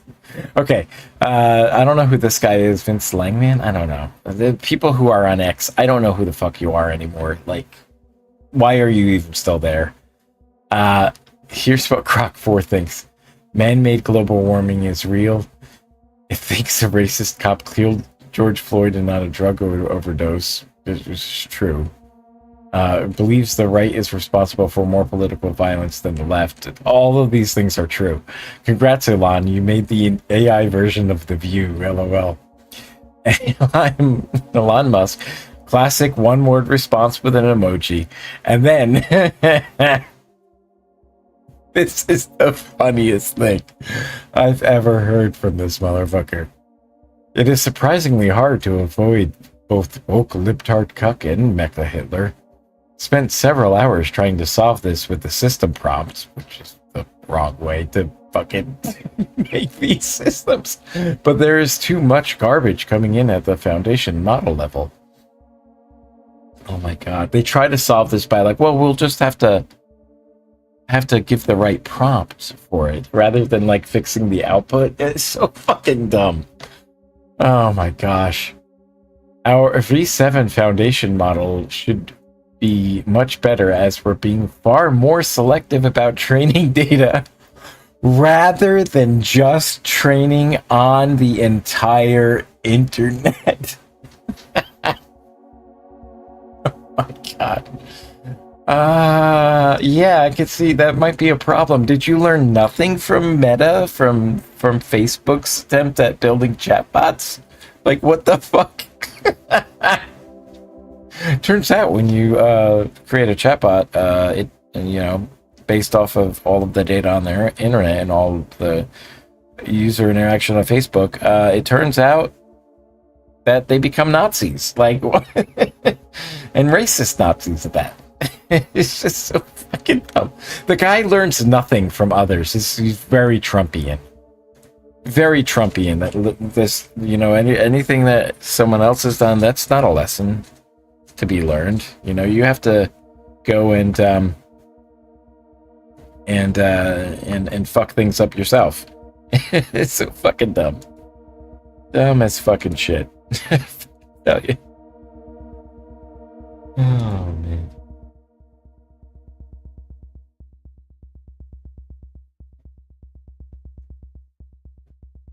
And that's your genius, guys. That's your genius. Oh my gosh. What a fucking moron. All right, your loop now needs a proper iterator. The iterator is a variable, right? I think I'm starting with this. So you need a variable and you need to declare it. So this is a decent way to introduce these things. I gotta say, the sequence has been pretty comprehensive. So we're gonna let it start at 0. The name is going to be just I. Assign it with the variable 0 to start, and then it's going to be. Is that? Wait, are we just keeping condition?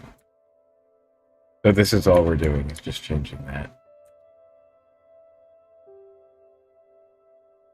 It's going to be an infinite loop, but it's okay because that's fine.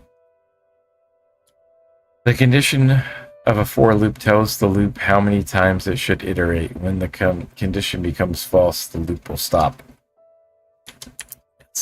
So condition never going to be false though, because I don't think that an iteration for it. We want this to say I is less than counts. Here we go. All right, there we go. And then the iteration we want plus plus.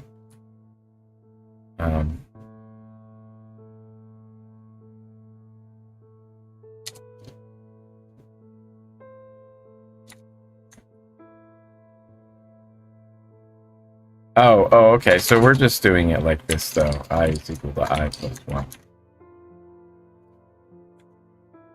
There we go. Just doing it like that for now. They'll get to the double plus notation, I guess, in the future. I wish you could do like triple plus, and that's like adding it by 2. Is that a thing you can do? Your loop should now run 8 times inside the body of the controller. Console.print the I. See what happens. It automatically runs, which is weird. Okay. AC0, the number 0 through 7 printed in the console, and per line. This will serve as foundation for generating the pyramid produce. Replace your log statement with a statement to push I. Do not push I.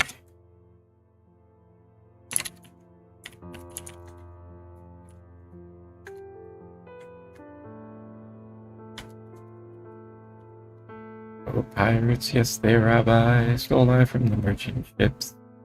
Unfortunately, no, I cannot see what the loop is doing. Use let to declare a result variable. And assign it to empty string. The empty string will be represented by the quotation marks with nothing in between them. Of course. Now we'll just do console.log result, I guess, because it's just going to be empty. Great, okay. Fantastic. To manipulate the result string, you will use a different type of loop, specifically a for of a loop, which iterates over each item in a iterable object and temporarily assigns it to a variable. Right. Very similar to the for element in list. the syntax on Python. Same type of structure. Note that you can use const because the variable only exists for a single iteration, not during the whole loop. The entire loop. Okay.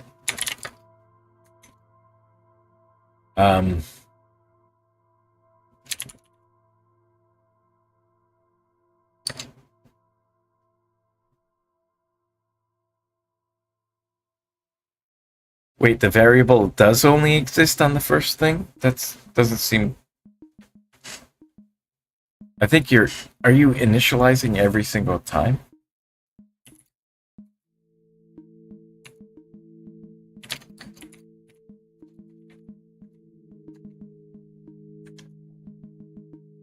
Yeah.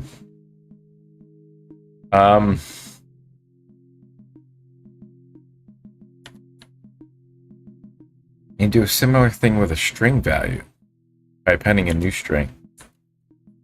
Right.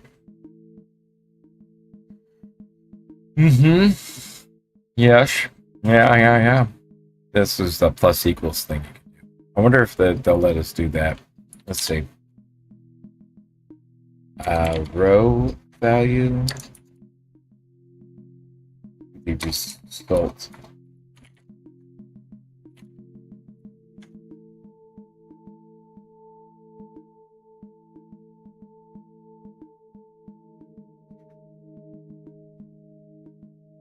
Oh, do they want a space for us?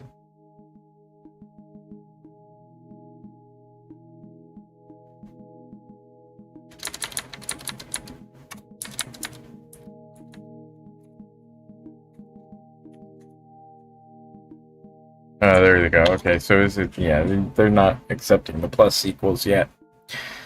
Now all your numbers are appearing on the same line. This will not work for creating a pyramid. You will to try, however, pressing the return key to insert a line break between quotes and JavaScript will result in a parsing error. Instead, you will need to use the special escape sequence /n, which is interpreted as new line when the string is logged. For example, line 1, line 2.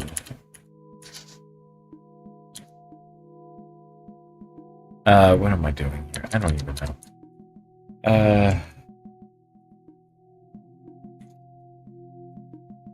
There we go. Wait, it doesn't pass? Why doesn't it pass? Isn't that what you want?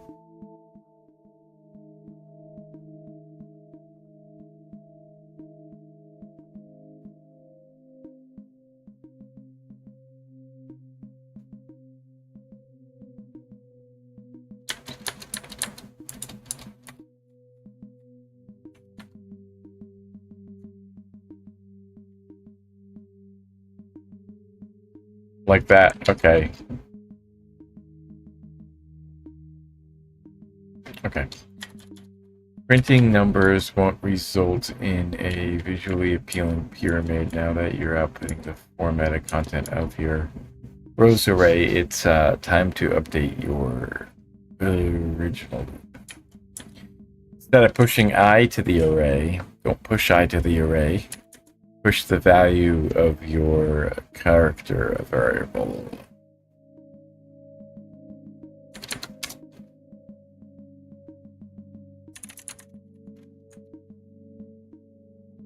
Right, there you go. Okay. Oh boy, now you have a series of hash characters, but the pyramid shape is missing. Fortunately, the I variable represents the current row in the structure, and just repeat method available to strings. I didn't know that. Cool, I didn't know that one. There might be a repeat of something else. So we can do...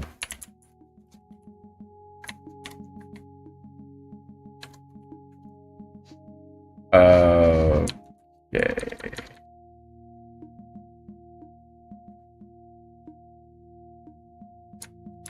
Oh, right. We want to repeat the character, not the rows. There it goes. Let's see. So you're getting close at this point. You're encountering what's known as an off by one error frequent problem in zero index languages. Like JavaScript, the first index of your rows array is 0, which is why you start your for loop. I think what you have to do is you add a space at the beginning, or the length minus the space. Yeah, so yeah, it's the half of the length. You're gonna have to handle 2 different cases though. Odd or even. We'll get to use mod.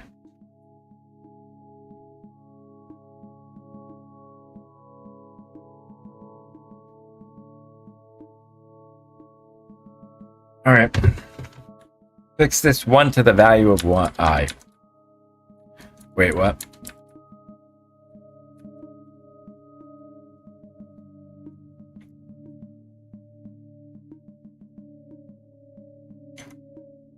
Oh, that's what we're talking about. Yeah, okay.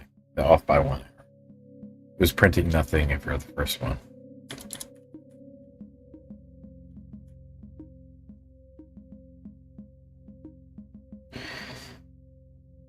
Function is a block of code that can be reused throughout your application. Functions are declared with the following syntax: function name parameter. Okay.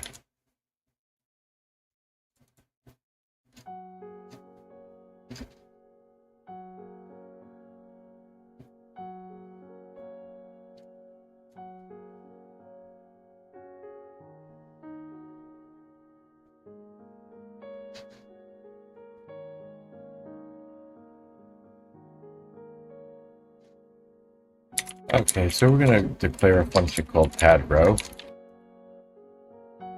And there's not going to be any parameter. Yeah, there we go. Submit to the next, okay. So a function call tells your application to run the code from the function wherever you choose to call it.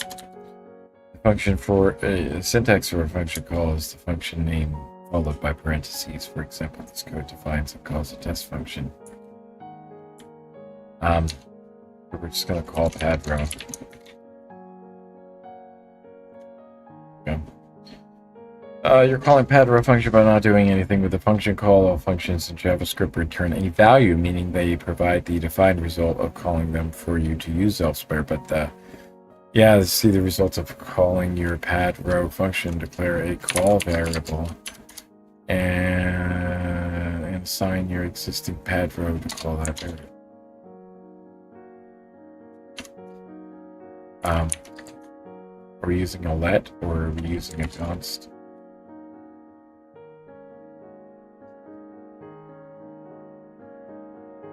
Why did we have to use a const and not a let?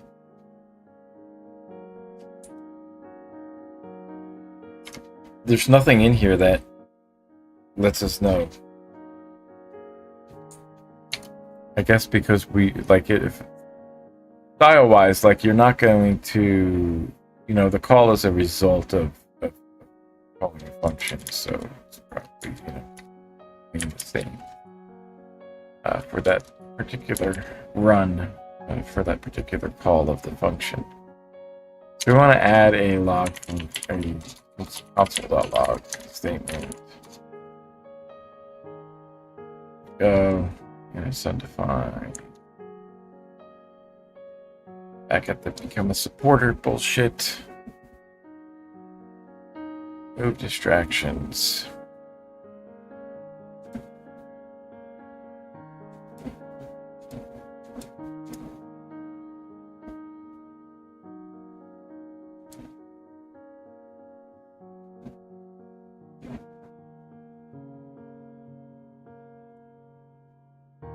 Ask me later.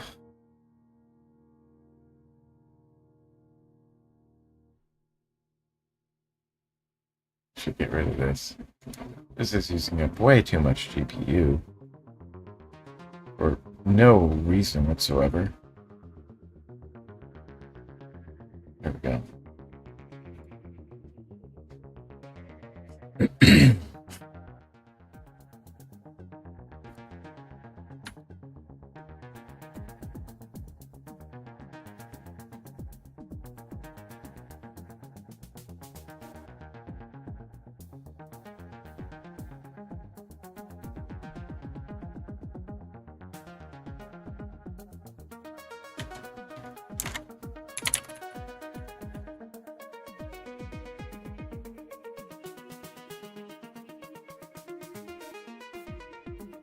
One that their return statements don't require a bracket.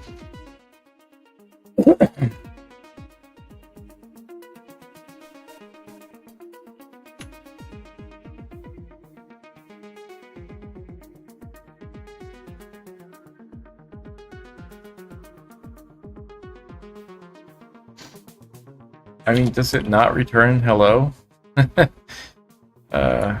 With the okay, hang on, that okay, there we go. I wasn't enthusiastic enough in my hello. Okay, when you have a value that is explicitly written in your code, like the hello string in your function, it is considered to be hard-coded. Hard coding a value inside a function might not make it as reusable as you'd like. Instead, you can define parameters to the function. Parameters are special variables that are given a value when you call the function. Can be used in your function to dynamically change the result of the function's code. To add a parameter to your function, you need to add a variable name inside the parentheses.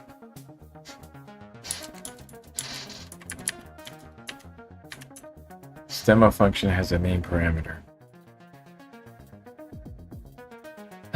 Sounds like a useful parameter. Let's do it and add it to the function, but then we're not doing anything with it yet. So what we'll do? My name. There we go. Now we'll call it in some way. Add row with Naomi. My name's not name. My name's Kevin. Let's put that on there. Camper cat. Camper cat. Camper cat. I don't know who Camper cat is. Sounds like ampersand or amber lamps. Before moving on, take a moment to review how functions work. Declare a function, name two numbers, and this function take two arguments. Okay. First name, last name, and return John Doe regardless of the first. So declare some variable and value of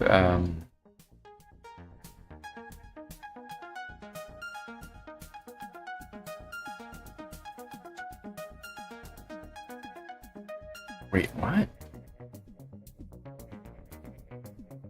Okay, we're going to declare a function named add two numbers, and this function should take two arguments. Okay.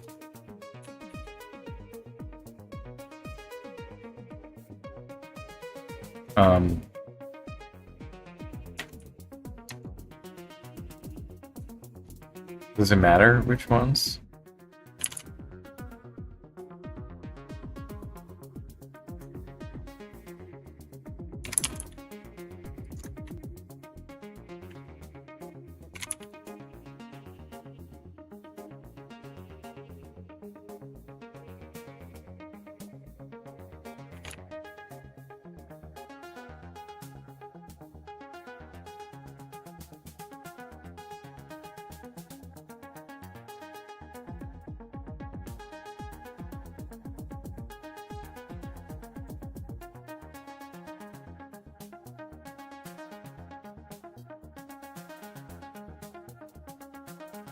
Okay. Quick review complete. You should remove your add two numbers function, some variable and block statement.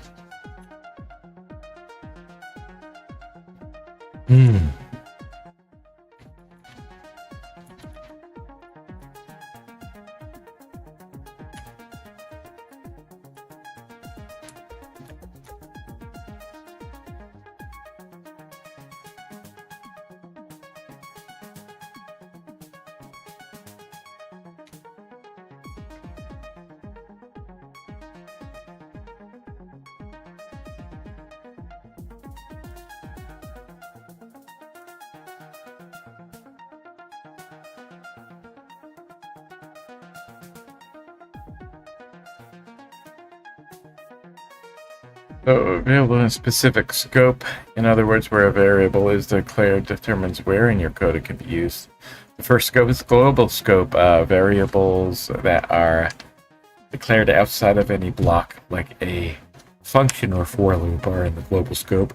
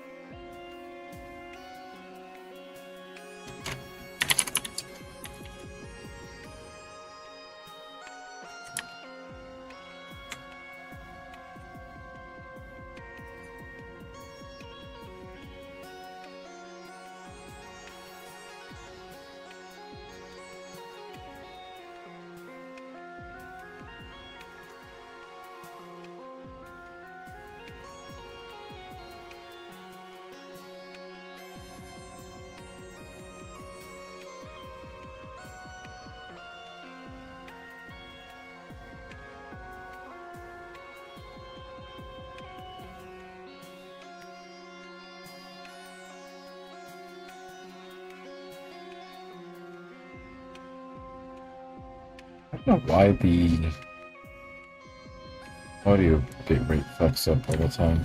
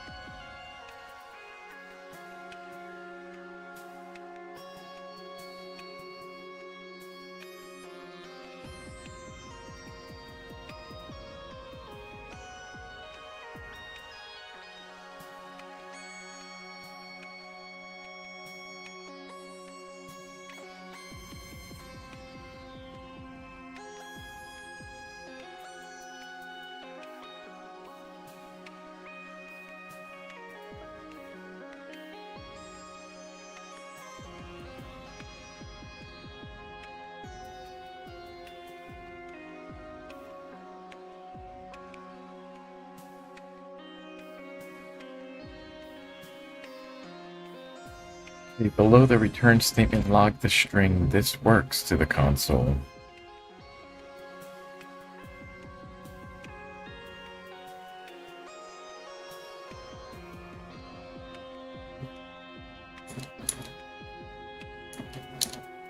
Nothing's gonna happen though.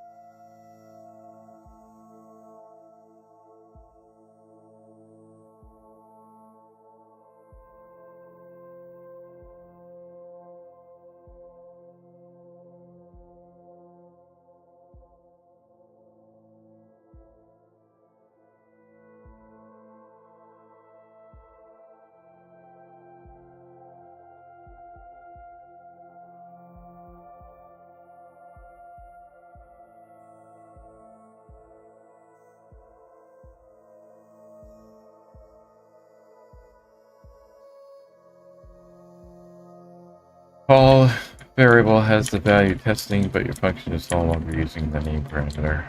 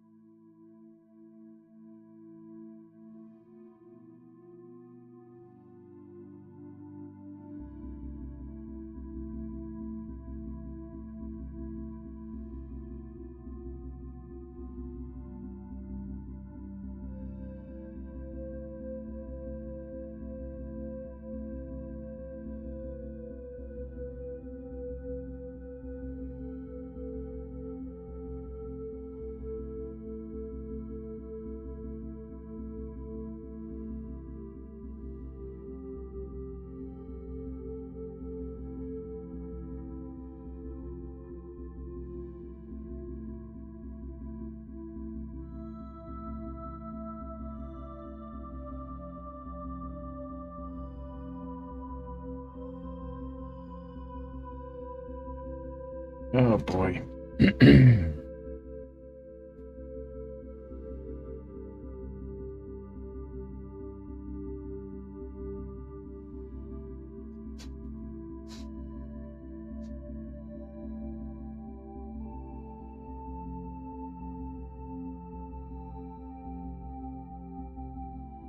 Right, a function call allows you to use a function.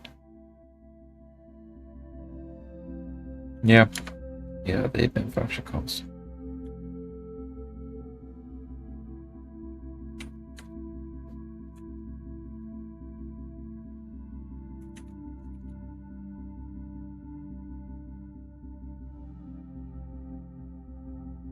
And that's going to give an error, one will not.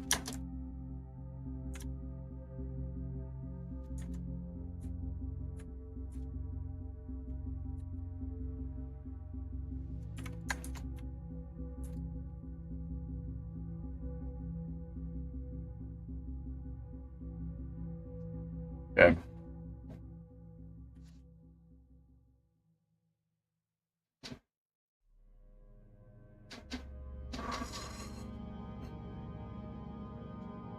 Ooh.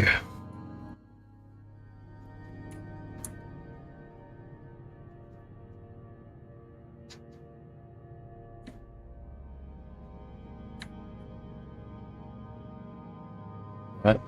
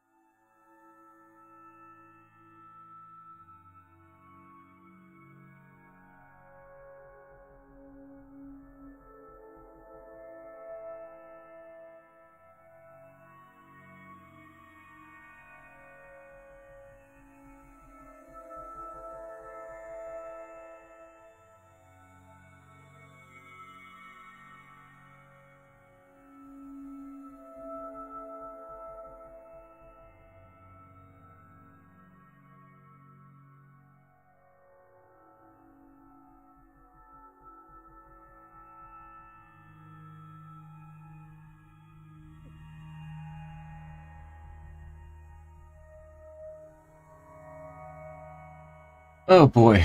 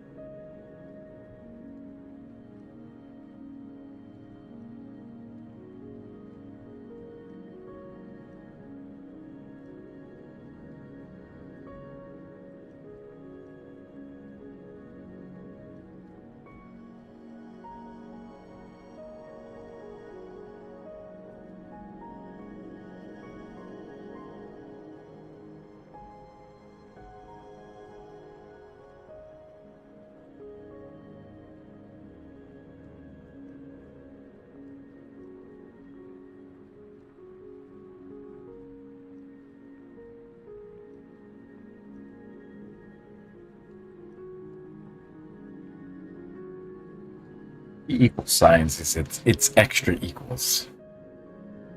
It's really equals. Dearly equals to that.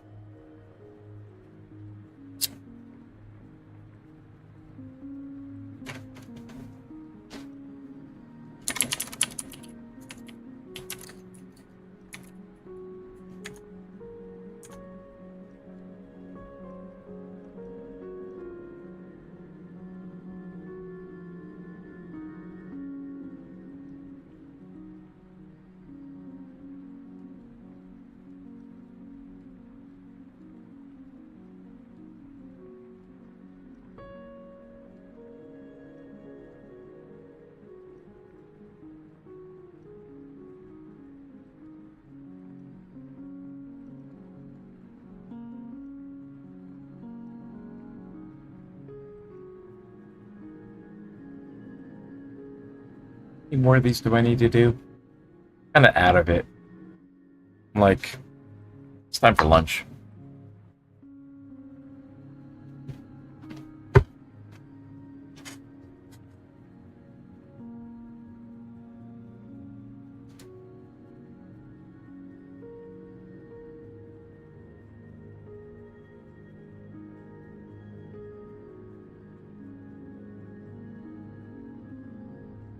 I'm very much out of it.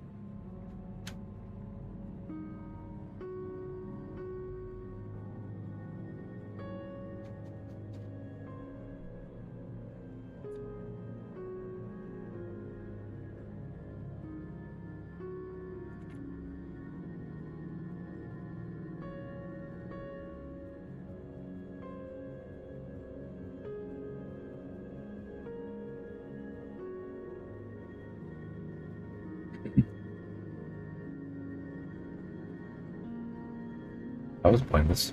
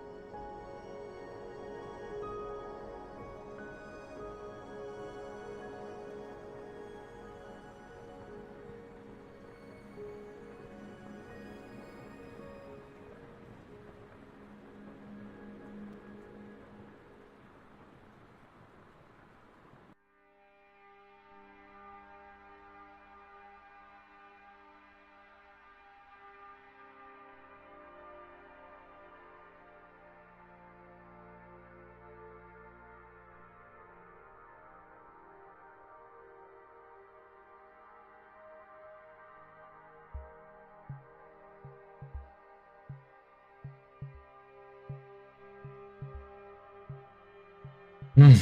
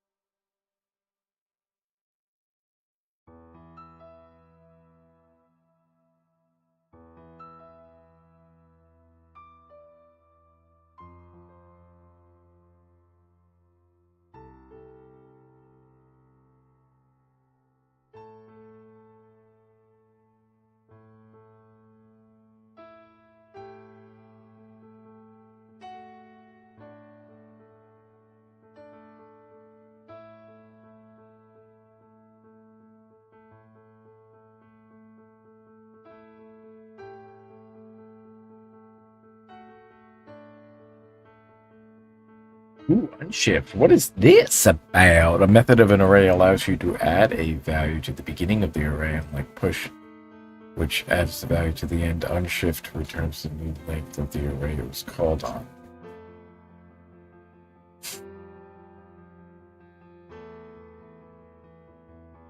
What?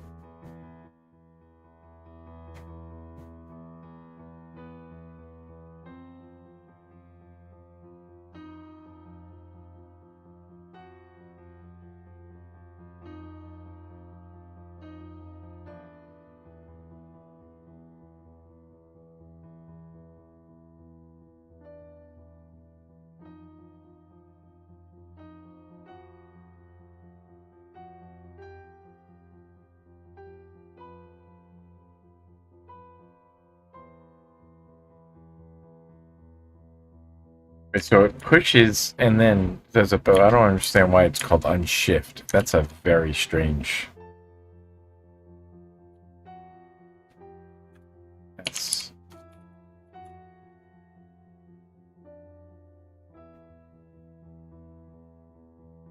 wait.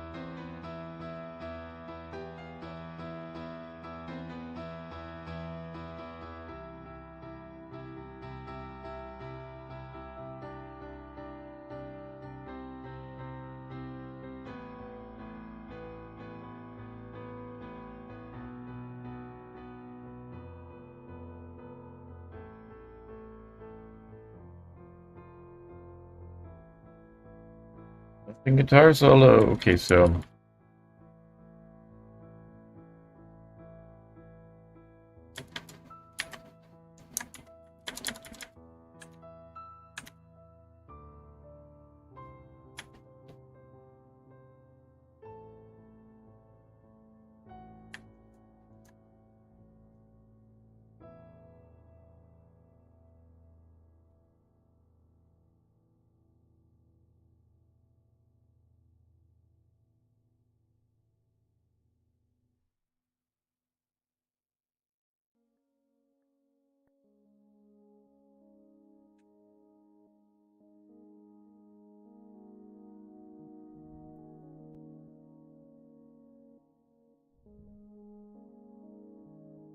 I'll be right back actually.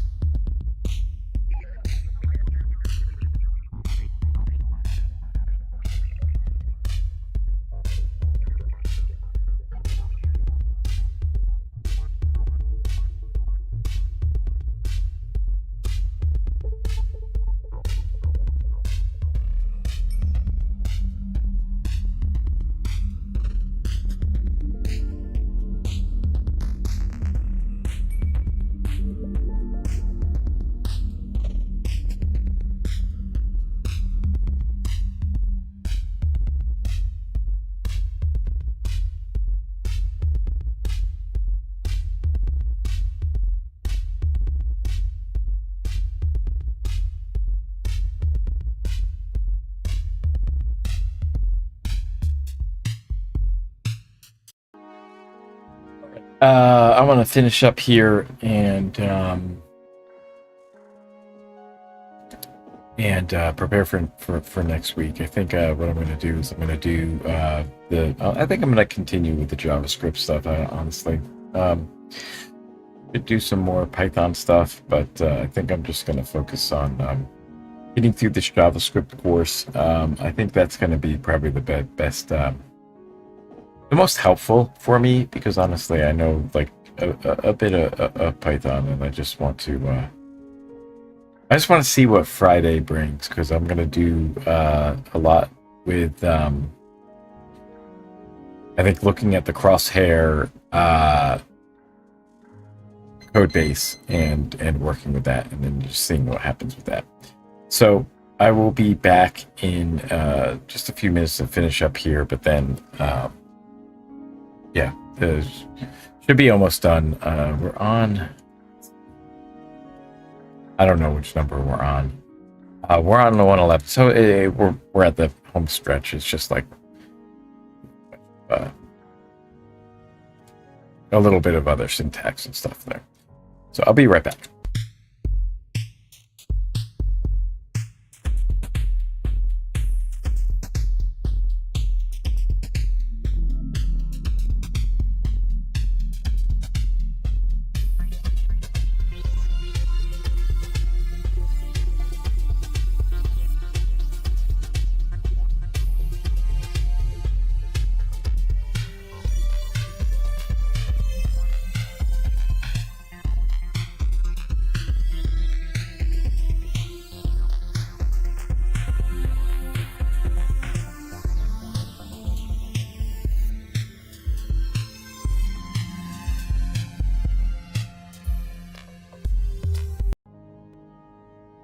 Okay, so what are we on? We're on the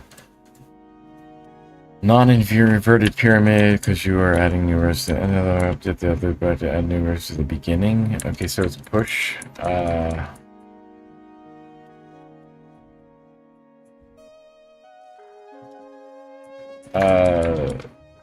Oh, it's shift, right? We're shifting.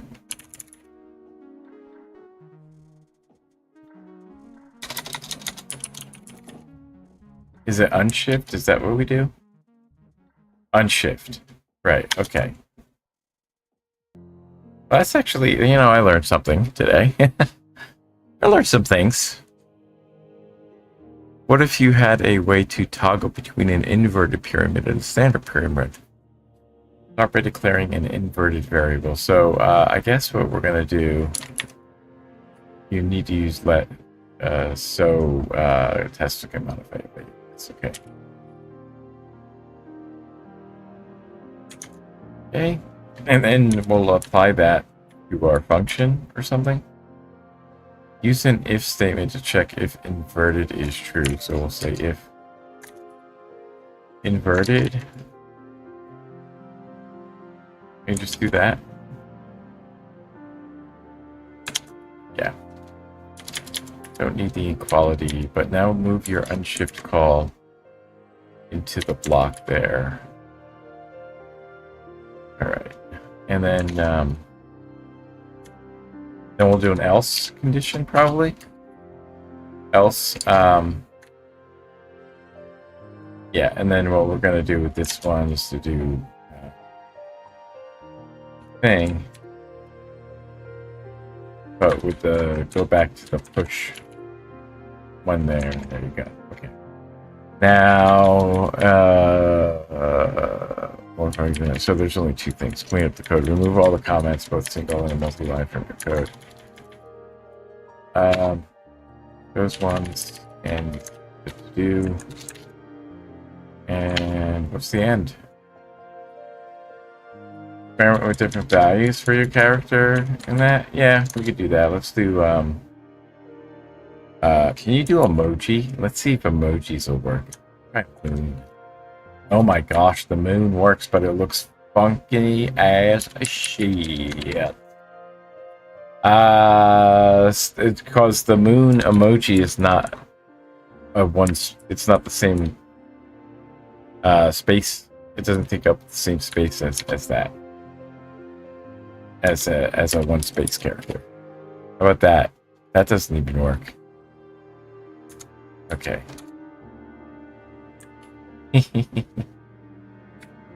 All right. What about like the blocks or squares? The squares are sometimes the squares take up. No, I don't think that they're going to take up a single space character.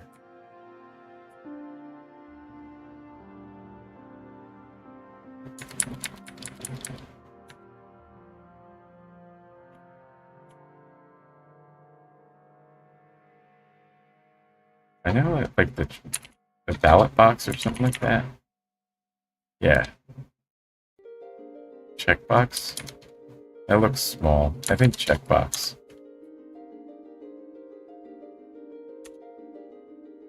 Yeah, checkbox doesn't work. What about some, that's not gonna work. Oh, it does, actually. An M dash works. How about an N dash? N dash kind of works. It doesn't look like it's... Well, it is lined up. That's interesting. But double dash. Double dashes will not work. But a single hyphen.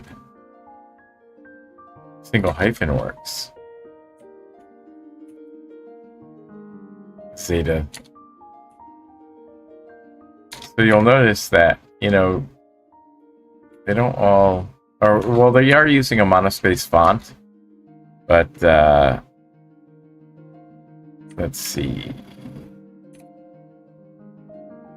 Yes, that's where... Okay, how about that?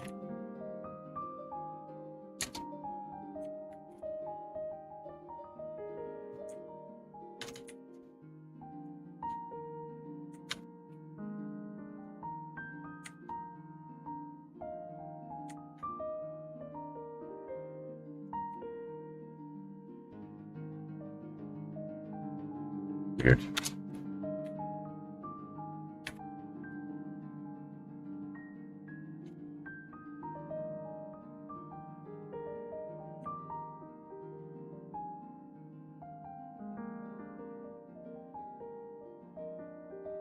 Surprised that works.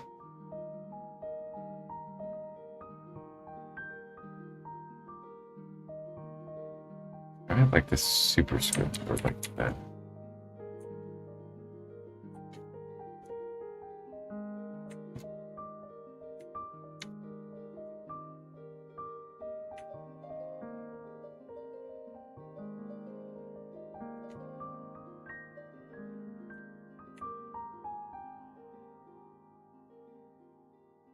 That might actually work.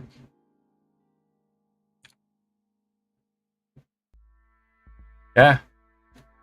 The single dot, the bullet point works. Okay.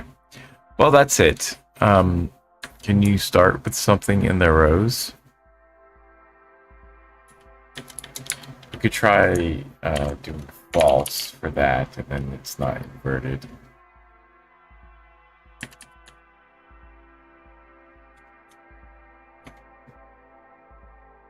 $132. Oh, 22.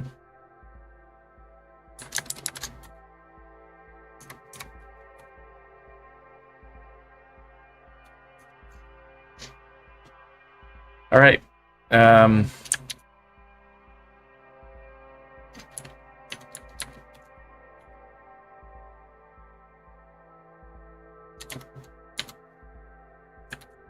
There we go.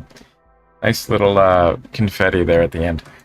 So we're done with that section, and then so what I'll do is go through and do the next one next week. So I probably should like schedule it out or something. But I think, yeah, so I think what I'll do is add... let me do it. Let me create a new note here. Tutorial Tuesdays.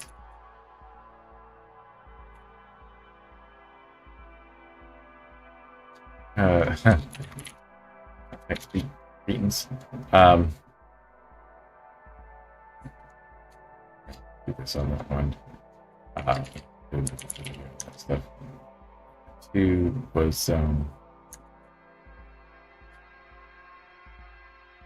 yeah. So what was it called? Learn JavaScript.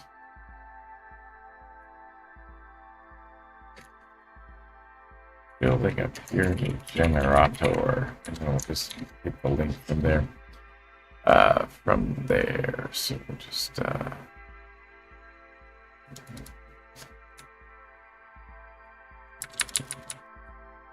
yeah, weird. Okay, so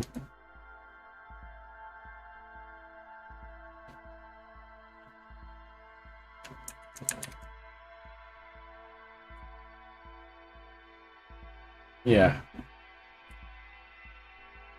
Okay.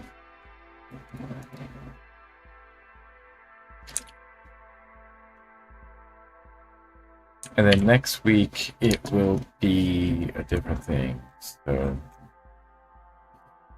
and I'm going to just leave this open, right? Let's see, because I can just take all of these and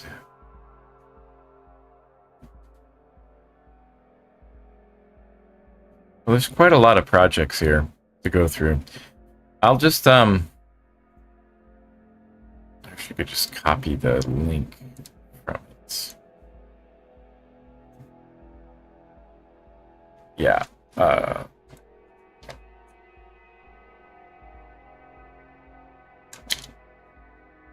Yeah, that's what I'll do. It's kind of a pain in the ass, but that's what I'll do. I'll copy link for everything.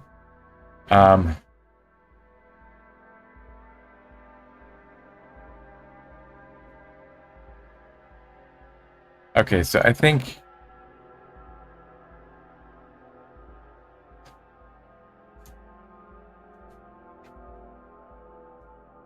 I could just like copy everything from here.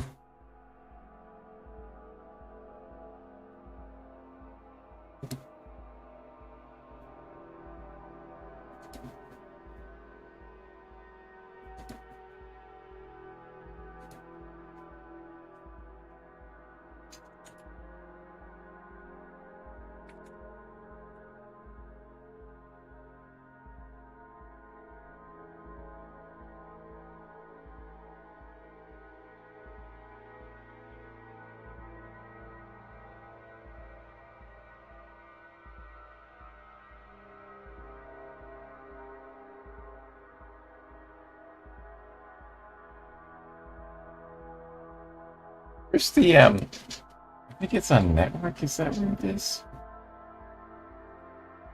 And then I can like restart it, and then like can I get the links or something? I just want to get the links. Images, not media. HTML.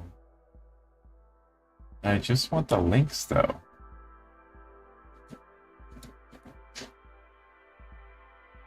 Let's see. Yeah, that one.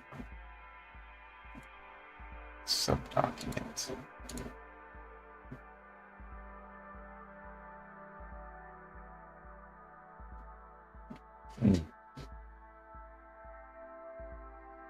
These are HTML files that we find.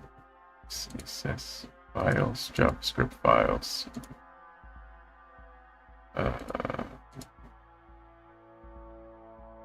What else?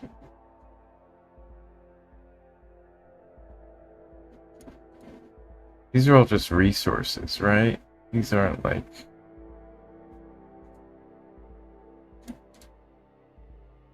I'm gonna just get all the links from it. Do I have it here? Oh, I do? Oh, no, there's only a few here.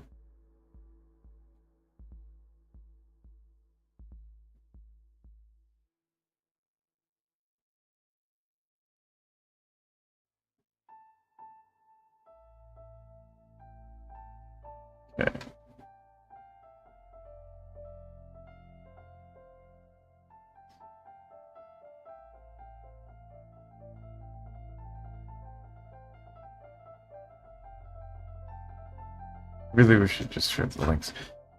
These are all files and like resources. So how do you find all links?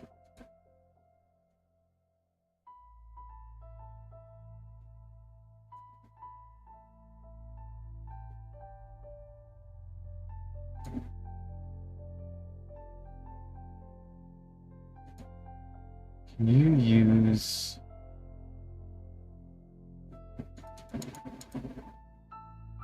I guess what we can do is we can find where this shit is, and then we can just pull out all those things.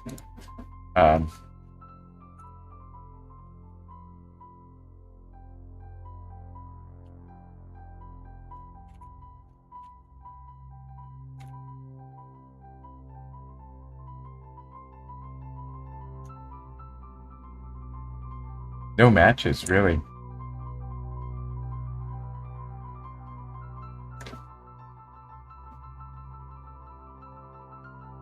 The entire body, really?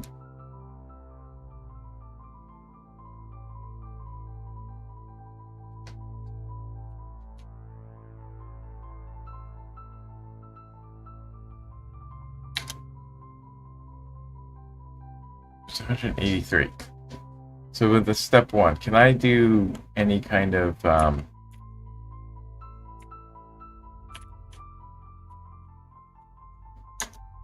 no. Can't you do regex or anything? Can I do a...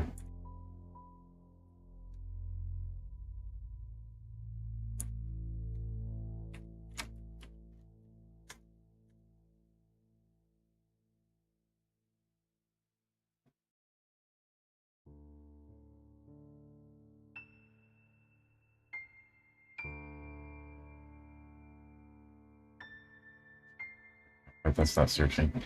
I gotta learn how to use this thing, honestly.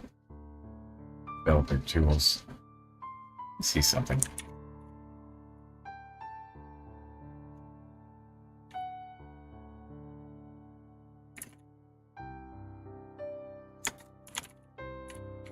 Search with regex. Regex. Search HTML regex.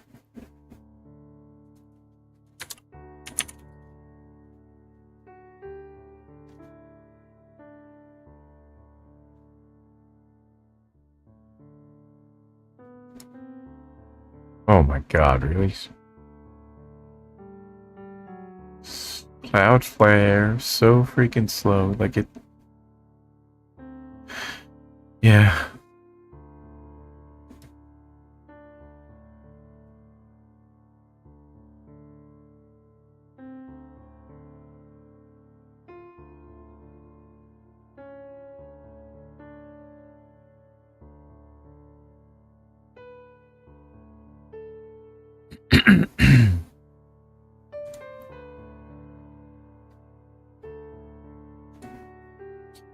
Ah, gosh.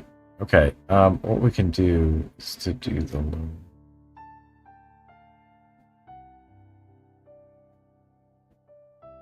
Then every single thing, so I can like...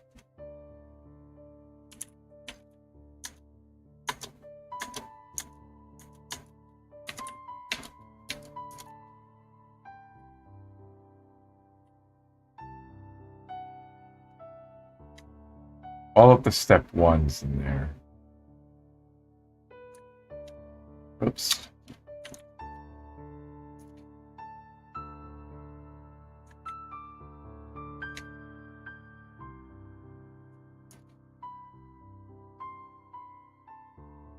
Why can't I?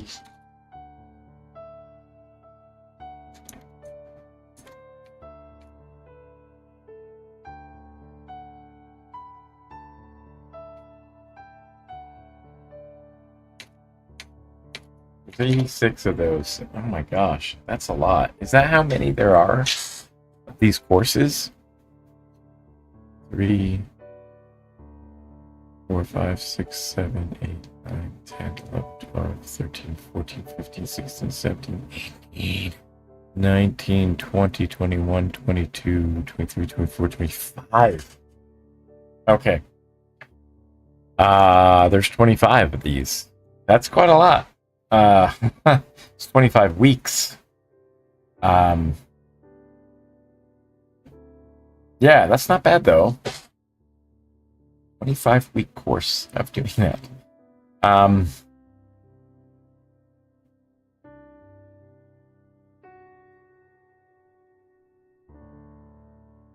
That isn't bad. You do that over 25 weeks. So, problem is I have to. Can I do like space? Yeah. Step 1.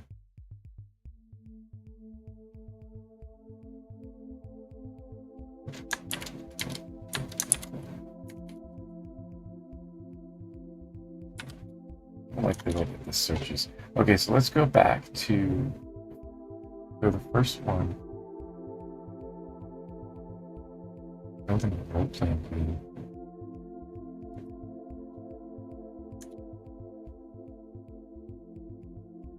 Building a role playing game. Because I'm pretty sure I can just like copy that.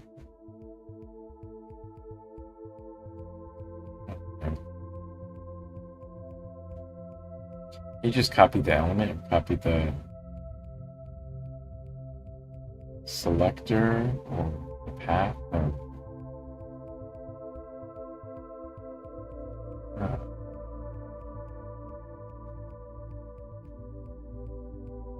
And copy attribute. I wish that there was a better way to do that though. I don't want to use whatchamacallit.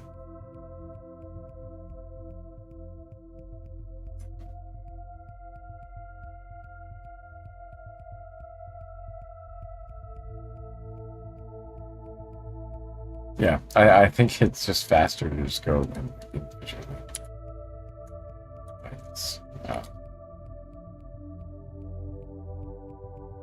Build a role-playing game.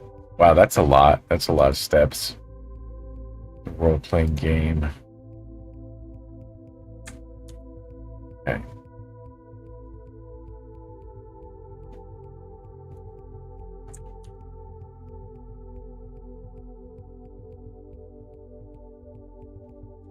We will end up learning a lot at the end of this, so I'm not thrilled with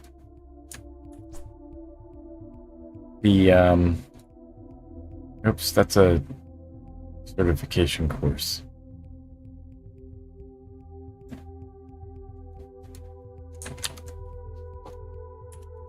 Could star this or something.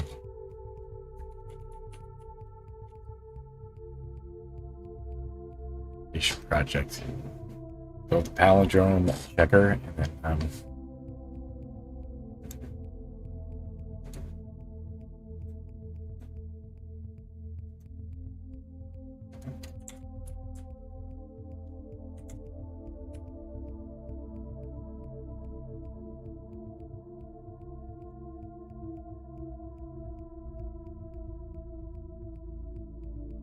Move app.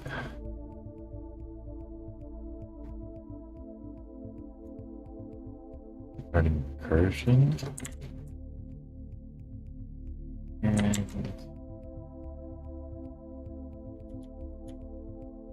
I wonder, like, is it that one? Stop. Oh, wait a minute. Is it?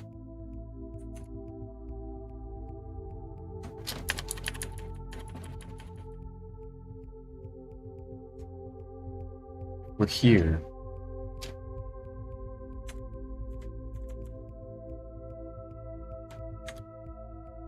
Oh, oh god, we can just tab over. Tab over.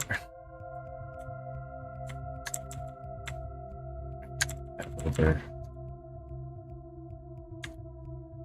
Can you copy link? Wait. Hit that one. Go over here. Roman numeral converter. Okay, so that'll work.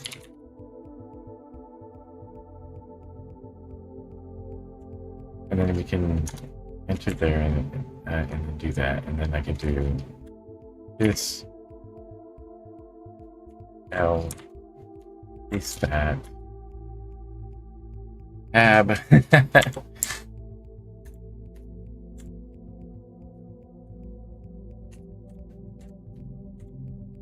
I don't know if this is faster. It's definitely not as difficult on my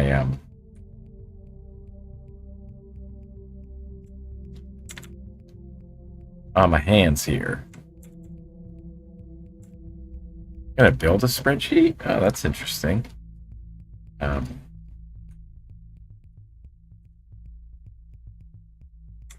Statistics calculator. There's quite a few. Oh gosh.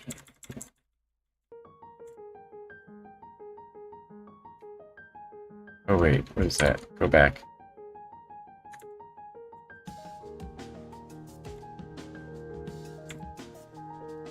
Oh, so the certification project, that's why.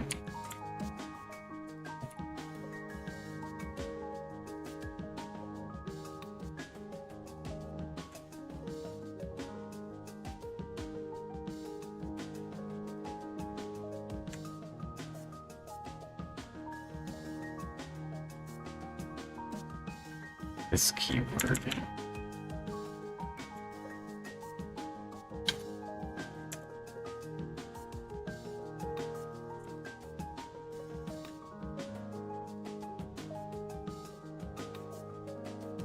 I want lunch. I'm very hungry.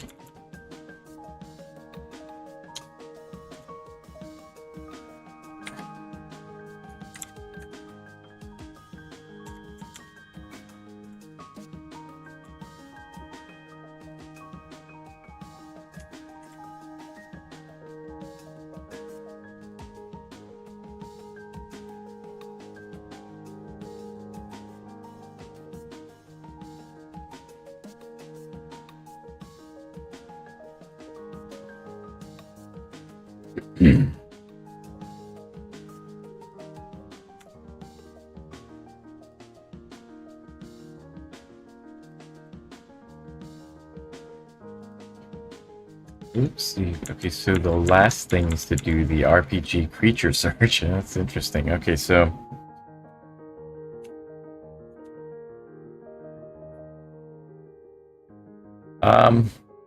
26. I thought there was 28. Isn't that right? Let me see. 1, 2, 3, 5, 6, 7, 8, 9, 10, 11, 12, 13, 17, 18, 19, 20, 21, 22, 23, 25, 25. So we got them all. Okay, good. We got them all. Haha. So we've got 6 months planned out here then to do that, if we're going to do that. And honestly, I don't think that I'm going to do it like that. I think that I'm going to do this over the course of a year. And just, yeah. Yeah. Oopsie. Didn't mean to do that.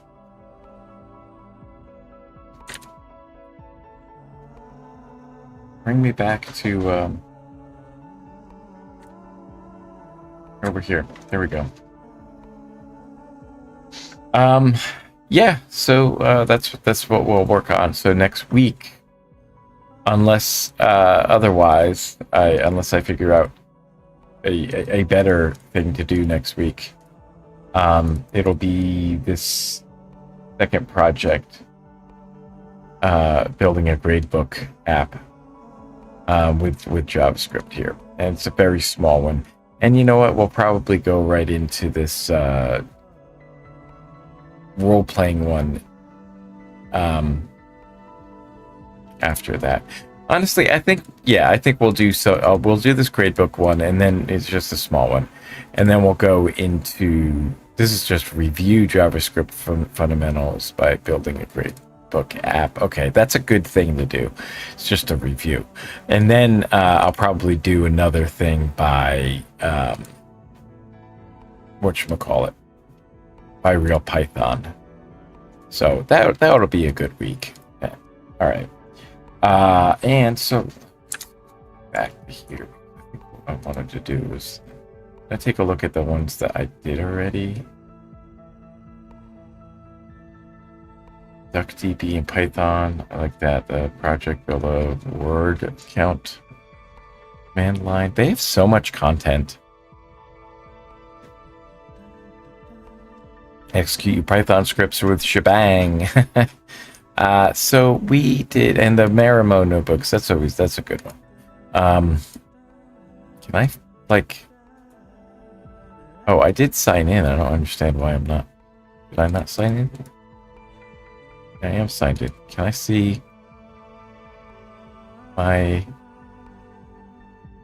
certificates or something? Notice notifications. Let's go back. Not bookmarks. What is it? Continue learning. Use manage account. I'm not sure.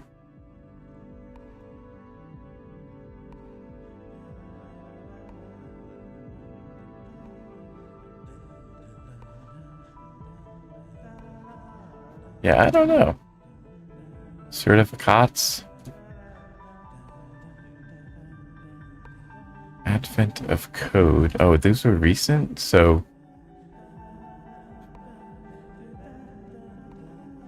yeah, we need to complete courses on here.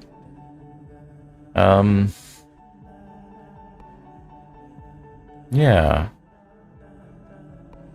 Well, what were the bookmarks? Is it listed by the order?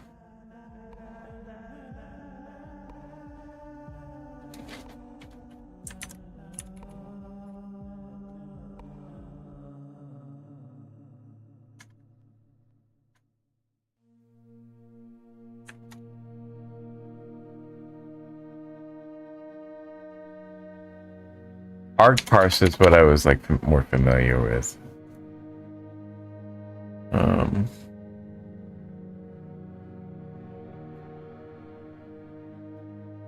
I guess I'll just search for it on here.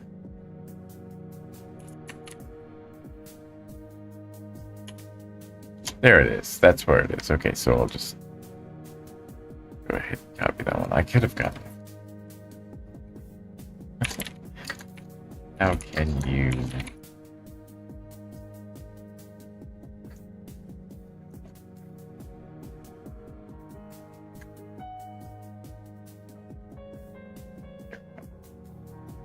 All right, so that'll be next week.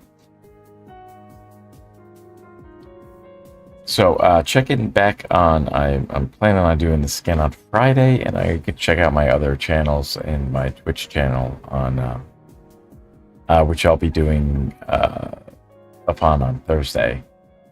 And yeah, until then, I'll see you. Bye for now.